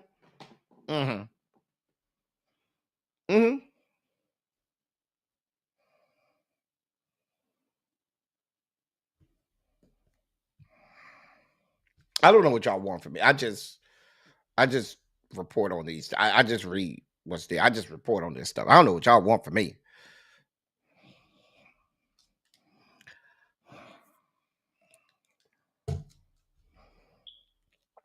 Tracy, I wish I was lying. Mel, I wish I was lying. Girl, I am not lying. Auntie Kim, the man can't spell his own name. But that's who y'all want to put in charge of. That's the person who Donald John Trump wants in charge of the missile defense system. Like, at this point, I can't take you seriously, Donald John. Like, I really, as much as we're talking about him setting up, claiming that there was fraud with the election, I really think at this point he's settled in on the fact that he's going to lose. So he's just throwing out asinine ass statements he's just saying whatever. He's just shooting his load at this point. I don't listen. I don't know what y'all want from me. I just report on this stuff. I can't take these people serious, y'all. I just don't know what y'all want from me. Like this, and this is why I don't argue with these people who be telling me, oh, like the Bishop McClendon, oh, you need to vote for Donald John Trump.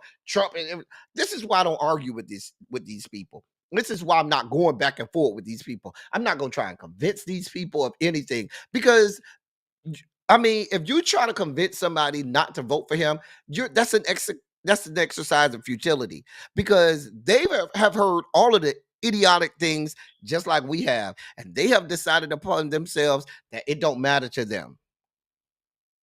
Like, I just can't take these people seriously. I'm like Michelle Obama. I don't even know how this thing is even closed. I don't even understand how this is even closed. But I just let these people talk. Yeah, they did. They're already putting barricades and things up in Washington. If you live in the state of Washington, D.C., you might as well take the next couple of days off. Just go ahead and take the next couple of days off. Don't even go to work. Ain't even worth it. Because it's going to be insanity. Ain't even worth it. Child, I can't make this up. In more news, the Department of Justice, um, this what y'all got going on. Let me read this real fast for you. Some Republican led states say they will block the Justice Department's election monitors from going inside polling places on election day, pushing back on federal authorities' decade long practice of watching for violations of federal laws. Officials in Florida and Texas have said they won't allow federal election monitors into polling sites tomorrow. And today, Missouri filed a federal lawsuit seeking a court order to block federal officials from observing inside polling places. The Justice Department announced last week that it's deploying election monitors in 86 jurisdictions across 27 states. The Justice Department declined to comment today on the Missouri lawsuit and the moves by Republican-led states. The race between and we know what's going on. Listen,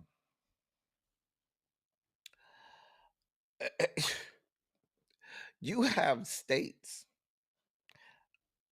blatantly saying we ain't letting the federal government in here to watch what we got going on to make sure that we're not violating federal laws.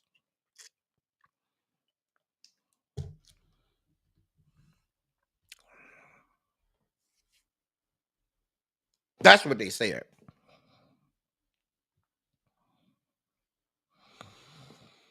They don't want y'all to listen. I told y'all these people are said by any means necessary.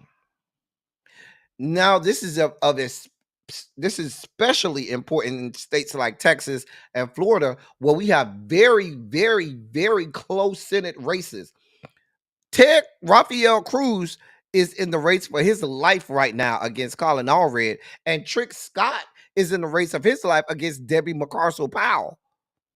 And if either one of those seats flip, that could be catastrophic for the Republican Party.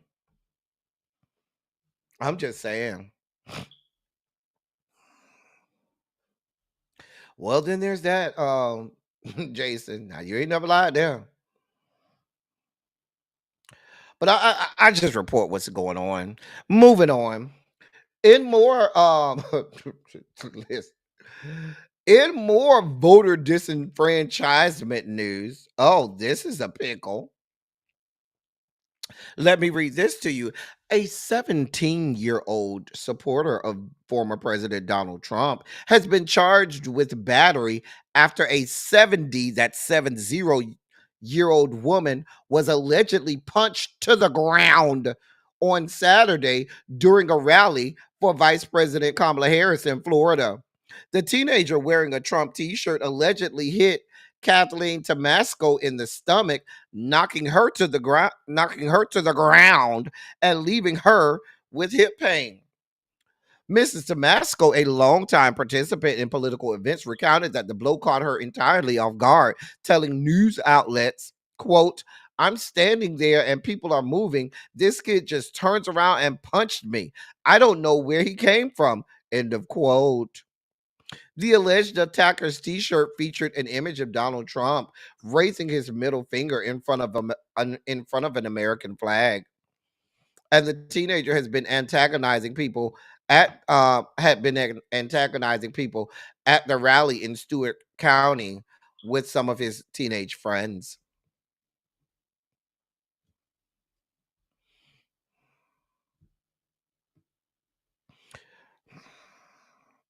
This is what's happening. So now I told y'all the children are not our future. They are not our future. So now you have these children turned MAGA nuts that are now assaulting elderly people.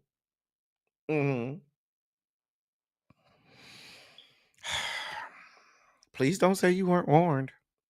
It's Nuck if you buck season. I will fuck a child up. I'm just putting it out there.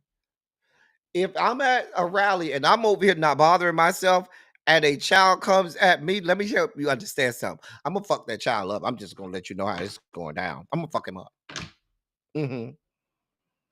Let me move on. In more news, because it just keeps getting better and better. Let me read this real fast. An Ohio Sheriff's Patrol commander who declared on Facebook that he would not help Democrats and would require proof of who a person voted for before providing them aid has apologized, blaming prescribed sleep aids for causing his out of character actions.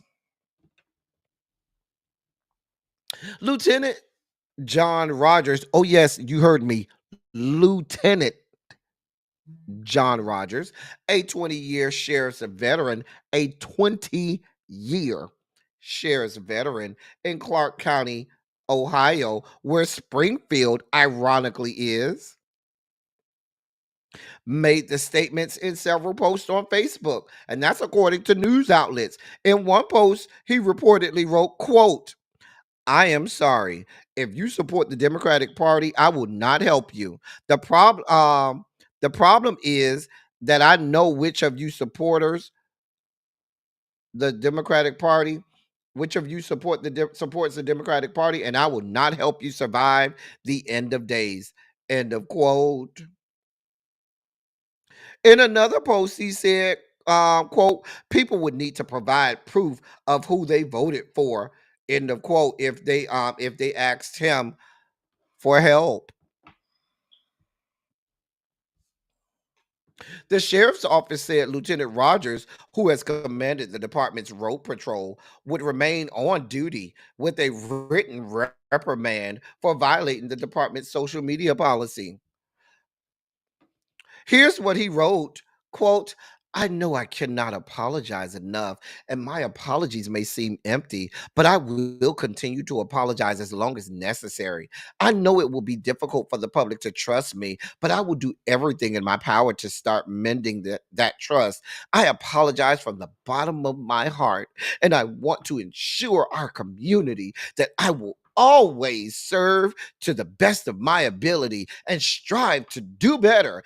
I want to ensure the citizens in our community that I have always treated everyone with dignity and respect, no matter our differences, and will strive to show them I can do better." End of quote.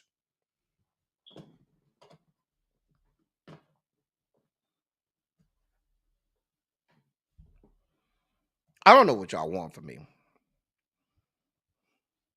I don't know what y'all want from me. This is the man who they told you is the leader and the commander. He's the lieutenant, and he's the one in charge of everybody that's out there on street patrol. He's in charge of them. The man told you how he felt. If you are a Democrat, if you don't agree with him, he don't want no parts of helping you. That wasn't a mistake. That wasn't no sleep aids. That's what he feel in his heart. The man said before he helps you, he's going to need to see who you voted for. This is the type of shit that we've been dealing with. We've been trying to tell y'all as black people that these fucking police officers are fucking racist ass bastards. The man has been on patrol for more than 20 years. The man is in charge of training the people who do these traffic stops. Where do you think these people get their training and ideologies about us as black people?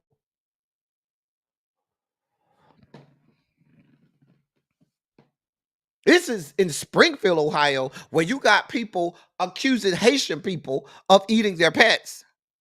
And this is one of the highest ranking members of the police, of the sheriff's office in where that in the county where that city is, who's in charge of training people to do patrol on the streets, who's one of the highest ranking members of that sheriff's office. And you mean to tell me that there's no culture of racism and discrimination there? And bigotry? Because this is who y'all got there. I told you, this isn't a systematic problem. It's a systemic problem. Very real difference between something that's systemic and systematic.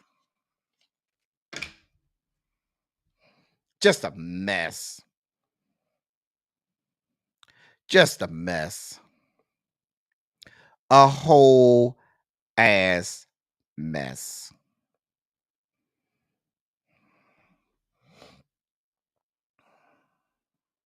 Let me move on before I spike out. Trigger warning. Listen, I'm telling you now. This is a trigger warning. I'm telling you now. If you are easily triggered, come back in 5 minutes. We'll be back. We ain't going nowhere. If you are easily triggered, go and come back in 5 minutes. I'm telling you, trigger warning. If you're easily triggered, please go and come back in 5 minutes. So we have to do the story of what happened over in Maryland, Bowie, Maryland, PG County. Since we're going down this road of police doing things they ain't got no business doing, I'm surprised none of y'all over in PG County sent me this story yet. But now I got it. Now I'm gonna give it to you. Hold on, I told you there's a trigger warning here. Trigger warning. Here we go. Like to hear it, here go.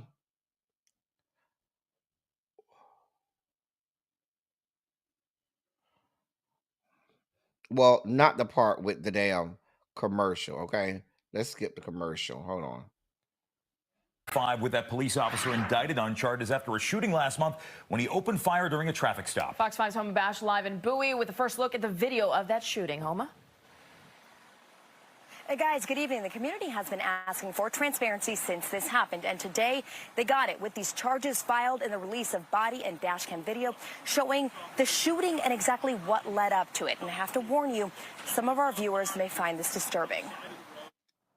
On September 12th at 8 a.m., Bowie Police Sergeant Robert Warrington comes across a stopped vehicle on the left shoulder near John Hanson Highway. Warrington gets out to help, but moments later fires a single shot at the passenger who says he was getting a hat blown onto the road. You here to help her? Are you here to help her? Nah, she taking me in the hospital. Come here. You got a gun. What I do? What I do? Got a gun. I don't have a gun. I don't have a gun. No! To be clear, the man falls to the ground but is not hit by a bullet. The shot hits a passing vehicle but doesn't injure anyone. Immediately, Warrington starts apologizing. Why did you do that? I'm sorry. I'm sorry. I'm sorry. I'm sorry. I'm sorry. I'm sorry. Why would you do that? Today, Prince George's County State's Attorney Aisha Braveboy announcing a grand jury indictment against Warrington. Attempted second-degree murder, first-degree assault, misconduct in office, and 2 counts of reckless endangerment. It's important that those who have been sworn to protect and serve the public really value life. And when actions of an officer or anyone, whether it's a civilian as well, show a disregard for life, the law is there to hold them accountable. I support the grand jury's independent, objective process and decision. For weeks, the community has questioned what led to the shooting and demanded answers. Officials want to be clear. The man who was shot at was never arrested, never charged, and has fully cooperated with the investigation. Bowie Mayor Tim Adams says transparency and integrity are key. And we need to really understand that everybody is held accountable. And that's not prejudging anything, but also just knowing that here I'm very proud of our police department and what we've done here.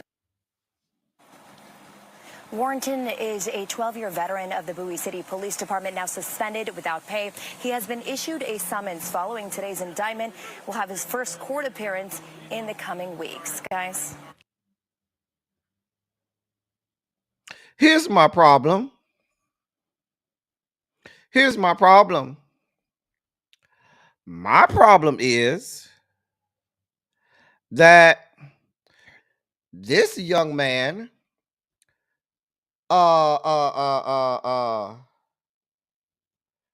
not behind bars. Notice they said he's suspended without pay. He still has a job though. He's not behind bars because I promise you, if we shoot into ongoing traffic, because they said the bullet ended up in somebody's car. Thank God that young man did not die and lose his life. This is a 12-year, 12. What's that? 1, 2, 12-year. I can't even do 12. Wait. 1, 2. There we go. No, 1, 2. There we go. 12-year veteran. He's a sergeant. He's an officer. Not just an officer, but he's a ranking officer. The man was picking up his hat. And because it's a black man, you immediately think something nefarious, that he got a gun. So because I pick up my hat, now this is prevalent everywhere. This the fuck we got going on everywhere. Every goddamn where. We keep trying to tell y'all there's a whole genocide going on in this country at the hands of law enforcement on black people. Let me move on. I'm spiking y'all. I'm about to spike y'all. I need to move on. In our last sugar spiky story, thank you, sweet 7 pound, 3 ounce baby Jesus. So you should know, if you live in the great state of not Ohio, but Idaho, you may have an issue. Why? Because counties, there are 1, 2, 3, 4, 5, 6 counties in Idaho that have banned COVID-19 vaccinations at their district health departments. Let me read this real fast. In a first for the country, Idaho's Southwest District Health Department has banned the administration of COVID-19 vaccinations. The regional health department covers 6 counties along with the Idaho-Oregon border, including Adams County, Washington County, Payette County, Gem County, Canyon County, and Owyhee counties. The the health department's board voted 4-3 in favor of the ban on October 22nd. During a meeting, Southwest's medical director testified the COVID-19 vaccination is necessary and requested the board allow the health department to carry the product. Homeless individuals, homebound individuals, long-term care residents, and people undergoing the immigration process all receive vaccinations at the health department. Quote, I'm not aware of anything else like this, in the quote, and that's according to Adrienne Casalati, the chief of government and public health affairs for the National Association of County and City Health Officials. She also noted other health departments have stopped offering the vaccine due to cost or low demand, but not because of the quality of the medical product itself. According to the Associated Press, COVID-19 vaccine demand has fallen dramatically in the 6 counties from 1,601 doses in 2021 to 64 doses in 2024. State health officials report that COVID-19 vaccines are still available at community health centers for the uninsured. I just read the stories. That's all I do is read the stories. That's all. That's all I do. Anyway, we are mourning the tragic, not tragic, but the death of Quincy Jones. And I say not tragic because Quincy Jones lived a full life. The man was 91 years old. The man deserves to be celebrated. You are going to not probably find anyone whose biography is bigger than Quincy Jones. His impact on not just black music, but American music and American culture is unrivaled. Notice I said unrivaled. Quincy Jones's impact on American music and culture is unrivaled. And I can say that with the surety. Unrivaled. Where are my comments? I feel like the comments are not coming through. Hold on.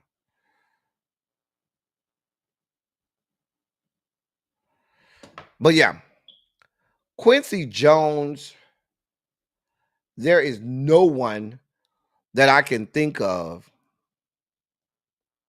that rivals what Quincy Jones has been able to do. No one. No one. So we celebrate Quincy Jones. My favorite Quincy Jones songs, Tevin Campbell's Tomorrow. Tevin Campbell's Tomorrow is one of my favorites. Also, I love when they remade Handel Messiah's Hallelujah, and they had all of the gospel singers and R&B singers and a whole bunch of actors and actresses from Broadway and television that sing as well. And he redid the Hallelujah. He did a black version of Handel's Messiah Hallelujah. Love that song right there. Love that song. Of course, he was one of the major producers for We Are the World. We also know that he produced the Thriller album with Michael Jackson. So there, I mean, anybody who is anything in music has worked with Quincy Jones. He was also involved in television, movies. We know the color. He was very instrumental in The Color Purple. There's so many movies and American culture. You would be hard pressed to not have 1 degree, not 6 degrees, but 1 degree of separation from Quincy Jones in anything that involves American culture. 1 degree of separation. 1. So the man lived a storied life. He as big as it comes. May he rest in peace. Of course, as you can probably imagine, anybody has celebrated his life today, given their thoughts, prayers, and condolences to his family, friends, and loved ones. So he has he's a best-selling author with his autobiography. Now that's it's a good autobiography. Now it's whether or not you believe all of what he said. However, that's my only thing about autobiographies. You got to take into account, do I believe everything this person said? But but no, he certainly is to be heralded and celebrated for having a life that few in the pantheon of human history can lay claim to having. Shout out to the late Quincy Jones. May he rest in peace.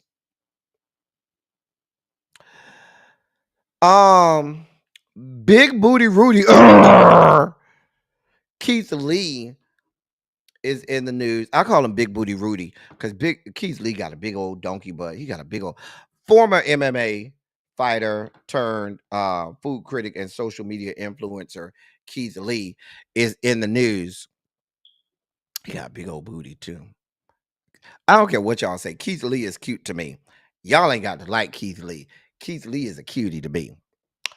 Anyway, he in the news. He just wants y'all to know he's moving from Las Vegas and he's moving to Texas. Now he ain't said which city in Texas he's moving to. Most people are assuming it's gonna be Houston, but apparently he's moving to Texas. I'm sure with all of the money he has right now, he's building a huge compound down to the Texas. Hey, get it how you live, Keith Lee. I mean, if you want, you can invite me over. I'll taste the food with you. I'm just saying. Shout out to Keith Lee. You know what? I'm not doing this with Xavier.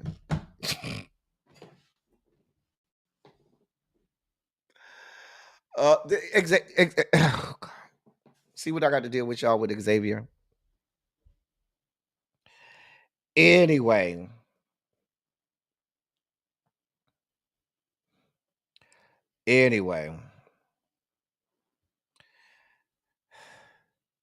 You like the brother better? Child. In other news, Addie Mae, Bambi, because your mama named you Addie Mae. So I'm gonna call you Addie Mae because that's what your mama named you. All this Bambi mess. Your mama named you Addie Mae, and you're a whore. But let me not go down that way. She's releasing a children's book after her ex-husband and the father of her children announced that he's having a new child, a new baby with his new girlfriend or whatnot. Some new chick, what's her name? Shakira or something. So he's blowing some new chick back out and got her pregnant. And so Addie Mae said, I will not be embarrassed. So she's releasing a children's book to talk about when a new addition happens to the family. I don't really care. I don't care about her feelings. I do not care about you, Addie Mae. I'm just saying.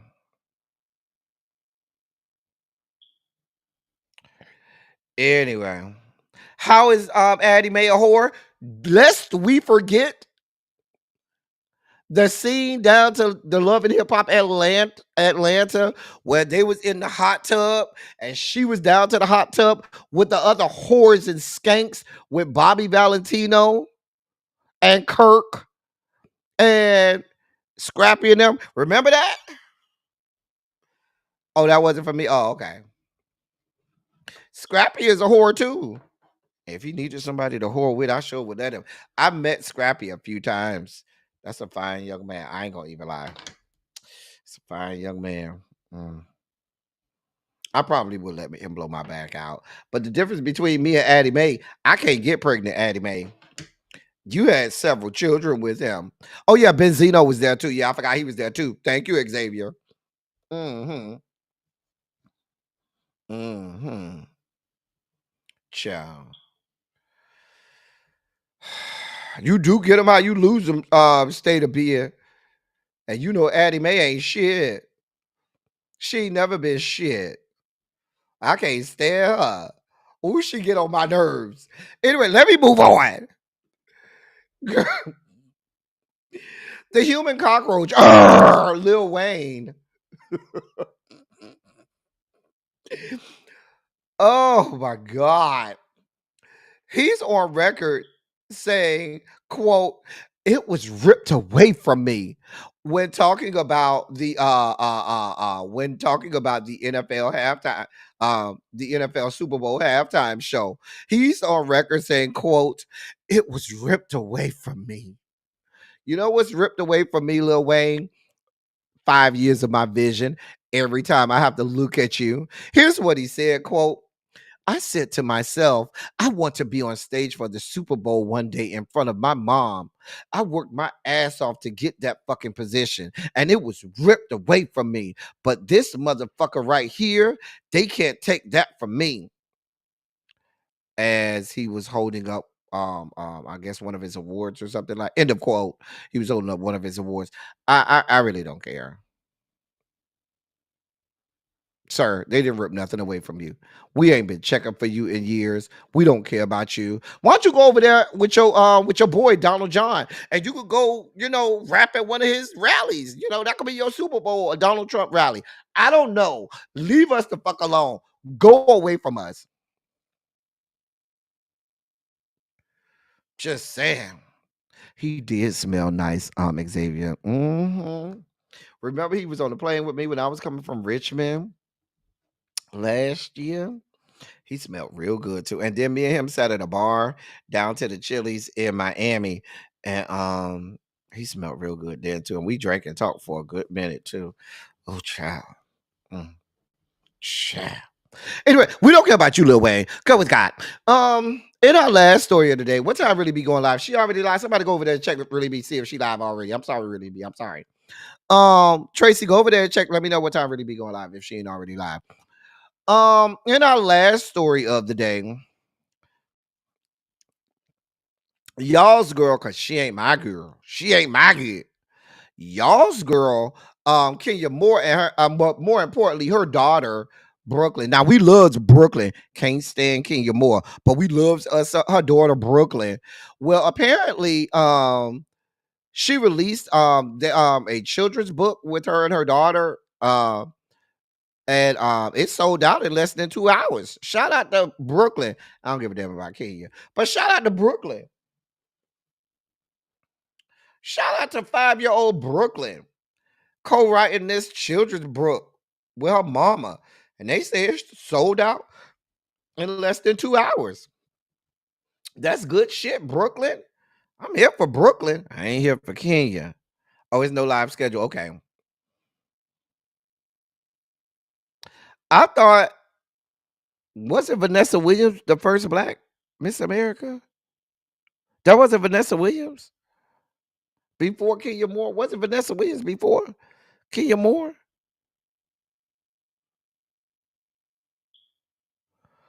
I don't know. Am I wrong about that? Where is Harold? Now, Harold is our beauty pageant expert. Where is Harold? Somebody go in the members only chat and go tell Harold to bring his ass on here because we need his expertise in beauty pageants. Harold, come to the whiteboard. Okay, so it was, you know, I was like, am I wrong? Vanessa Williams, I thought, was the first black Miss America. Everybody want to call me.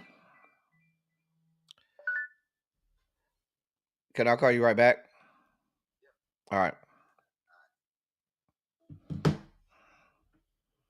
Oh, Miss USA. Oh, okay. Oh, okay. So Vanessa was Miss America. Kenya was Miss USA. Well, the Miss USA pageant is lower on the totem pole. It's Miss America and then the rest of them. Well, back in the day when people paid attention to pageants, it was Miss America first, and then that other stuff, it didn't matter. So, Kenya, you'll never be what Vanessa Williams was. Sorry, girl. Not sorry.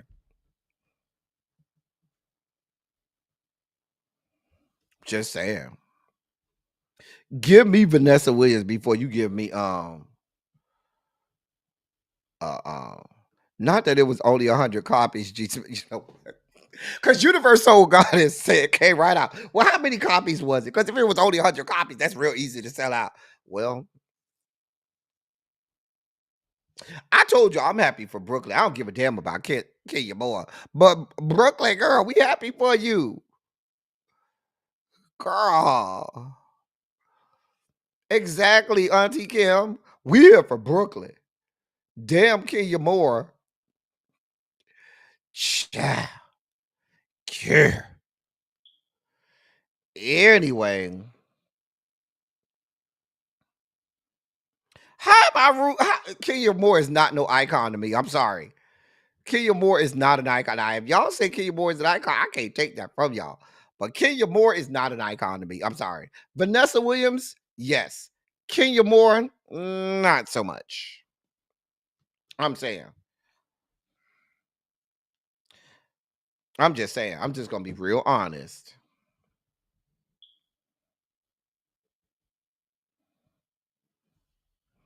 Cha.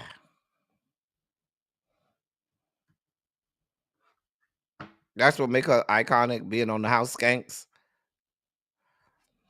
I would argue that Nene is more iconic. If we're gonna put a House Skanks person as iconic, Nene would be more iconic than Kenya would be.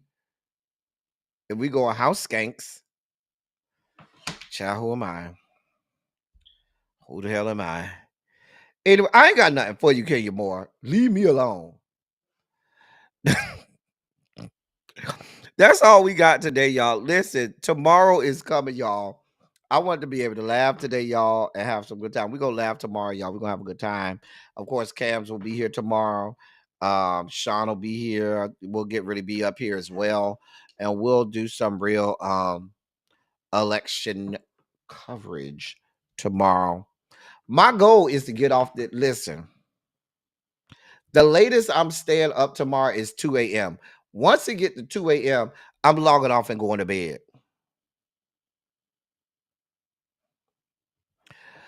We'll decide on the drinking game tomorrow in the members only chat.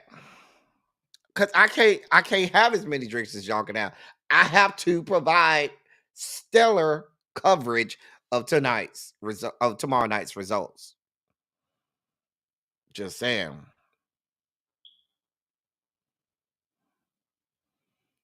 Anyway, the live tomorrow night will start at 8:30.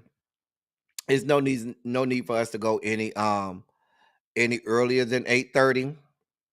Listen, G Smith, don't think that I won't call off on Wednesday. I got enough PTO days. I still got about 35 hours I need to take between now and December, because if you don't lose them, use them, you lose them. After that, so I got some days that I need to use. Just saying. Somebody always ask me, why do you take so much vacation? I take a lot of vacation because I get a lot of vacation. And if you don't use them, you lose them. And I purposely save them for the second half of the year, so I can take all my, hey, Complex 613. I'm going to try, but Tabitha don't do a lot of panels. And Tabitha, she might be having her own. I'm not sure. I'm pretty sure Tabitha will be doing something tomorrow night. But Tabitha don't do a lot of panels. I've had Tabitha, I think, once on here, but Tabitha don't do a lot of panels. But that's my girl, though. We love Tabitha. You told the people down to the county, don't look for you, child. Okay, don't look for me, honey. Gee. Don't look for me. Anyway, y'all, we about to get out of here. I gotta buy some snacks for tomorrow. If you want to contribute to the snack fund, it's there. There it is. You know what I'm saying? There's the Cash App floating down to the bottom. If you want to contribute to the snack fund for tomorrow, I'm about to go buy me some Christmas tree cakes now, so I can go. When we get off here, I'm going to Publix to get me some Christmas tree cakes, because I'm not Oh, she says she's been having migraines lately. Oh, okay. Well, we're gonna keep Tabitha in our prayers. That's our girl. Yeah, I'm gonna go buy some Christmas tree cakes, Tracy, so I can have one box. I'm buying one box, Tracy, so I can have that for tomorrow. Maybe go buy me a couple. I'm gonna go buy that vanilla. See if they got the new vanilla, whatever. Red Bull, and maybe a bottle of wine. I might not do hard liquor. I might need to do a bottle of wine. Just saying. Anyway, I don't want to try. Listen, Tracy, I'm not going to try all of these other Christmas tree cake concoctions, because they're not going to be the Christmas tree cakes. I ain't going to let them fuck up my palate and my taste buds. No, ma'am, no God. Leave me with my Christmas tree cakes. All of the other nonsense, y'all try to let me know how it is. I'm just going to stick to what I know. So, anyway, you say it's good, Mommy? I know I had it. You say you reported an hour early to work. That next day, wear you an Obama shirt, ain't even said nothing, just sipping your coffee at work like this all day. With your Obama shirt stretching. Oh, it's a good day today. Ow! Oh, I feel good today. How you feel, girl? Ow! Anyway, we got to get out of here, y'all. As I always say, I love y'all. I love all y'all. Thank you all for being vocal, present, and active. Thank you for doing what you do. Thank you for any and all contributions that you make to the channel. They are much obliged. They're much appreciated.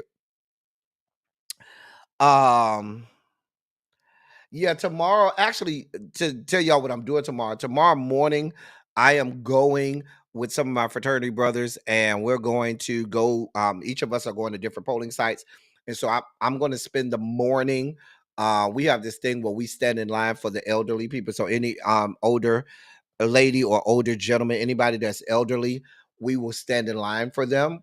And we have a little tent set up, and lawn chairs and stuff, so they can sit down and not have to wait in whether or not in the line. So we'll stand in line for them, and then when it gets close, we'll have somebody help them to come and get in get back to when they get to the front. So we do that because they have all of these draconian laws about what you can and cannot do for people that's waiting in line. So when they go sit down at the tent, they can have water. We usually have like water and different things to drink. And if somebody need, a snack or something like that, we have little snacks. Because some people are diabetic. And when people diabetic and stuff like that, sometimes they need little stuff like to eat. But no, we're not getting arrested. We have already checked the laws. We have several lawyers in the frat, and they have already it's already been cleared that we can do that. Because all we're doing is holding the line, holding the place in line. Like, we can do that. You just can't get out. You just can't come up to them and give them water and stuff. You say you might smoke a blunt in honor of tomorrow. Okay, Morgan. Oh, I'm over here dying. Anyway, so that's my plans for tomorrow. I'm going to do that from 8 to, I think I either go 7 to 1 or 8 to, I think I'm 7 to 1. But I'll be done at 1 o'clock tomorrow. And then, we'll be here resting and getting ready for the show tomorrow. Anyway, that's all I have for y'all. As I always say, I love y'all. I love on y'all. Thank you all for being a vocal person and active. Thank you for doing what you do. Thank you for any and all contributions that you make to the channel. They are much obliged and much appreciated. Shout out to L Love. Last week she gave me a very nice Cash App because when YouTube shut me down, L Love said, "Nah, this is just for doing what you do." So shout out to L Love. She really, really, really, really she sent me a nice big Cash App. So shout out to her for that. Anyway, that's all I got for y'all. Until tomorrow, like I said earlier, don't let them get you nervous, anxious, and all of that. We got this. You said we in Texas, we was passing signs like slaves on the run. Okay. Woo. You say you don't smoke, but you feel like you'll need a blunt. Listen, we gonna be good. We gonna be all right. So that's the message for today. We gonna be all right. So we will see y'all. We will be here tomorrow. The crew, everybody will be in place. So that's all I got for y'all. Until then, y'all go have a good one. That's all I got. Until next time. Thank y'all for coming. Y'all drive safely. I'm out. All right, y'all. See y'all tomorrow.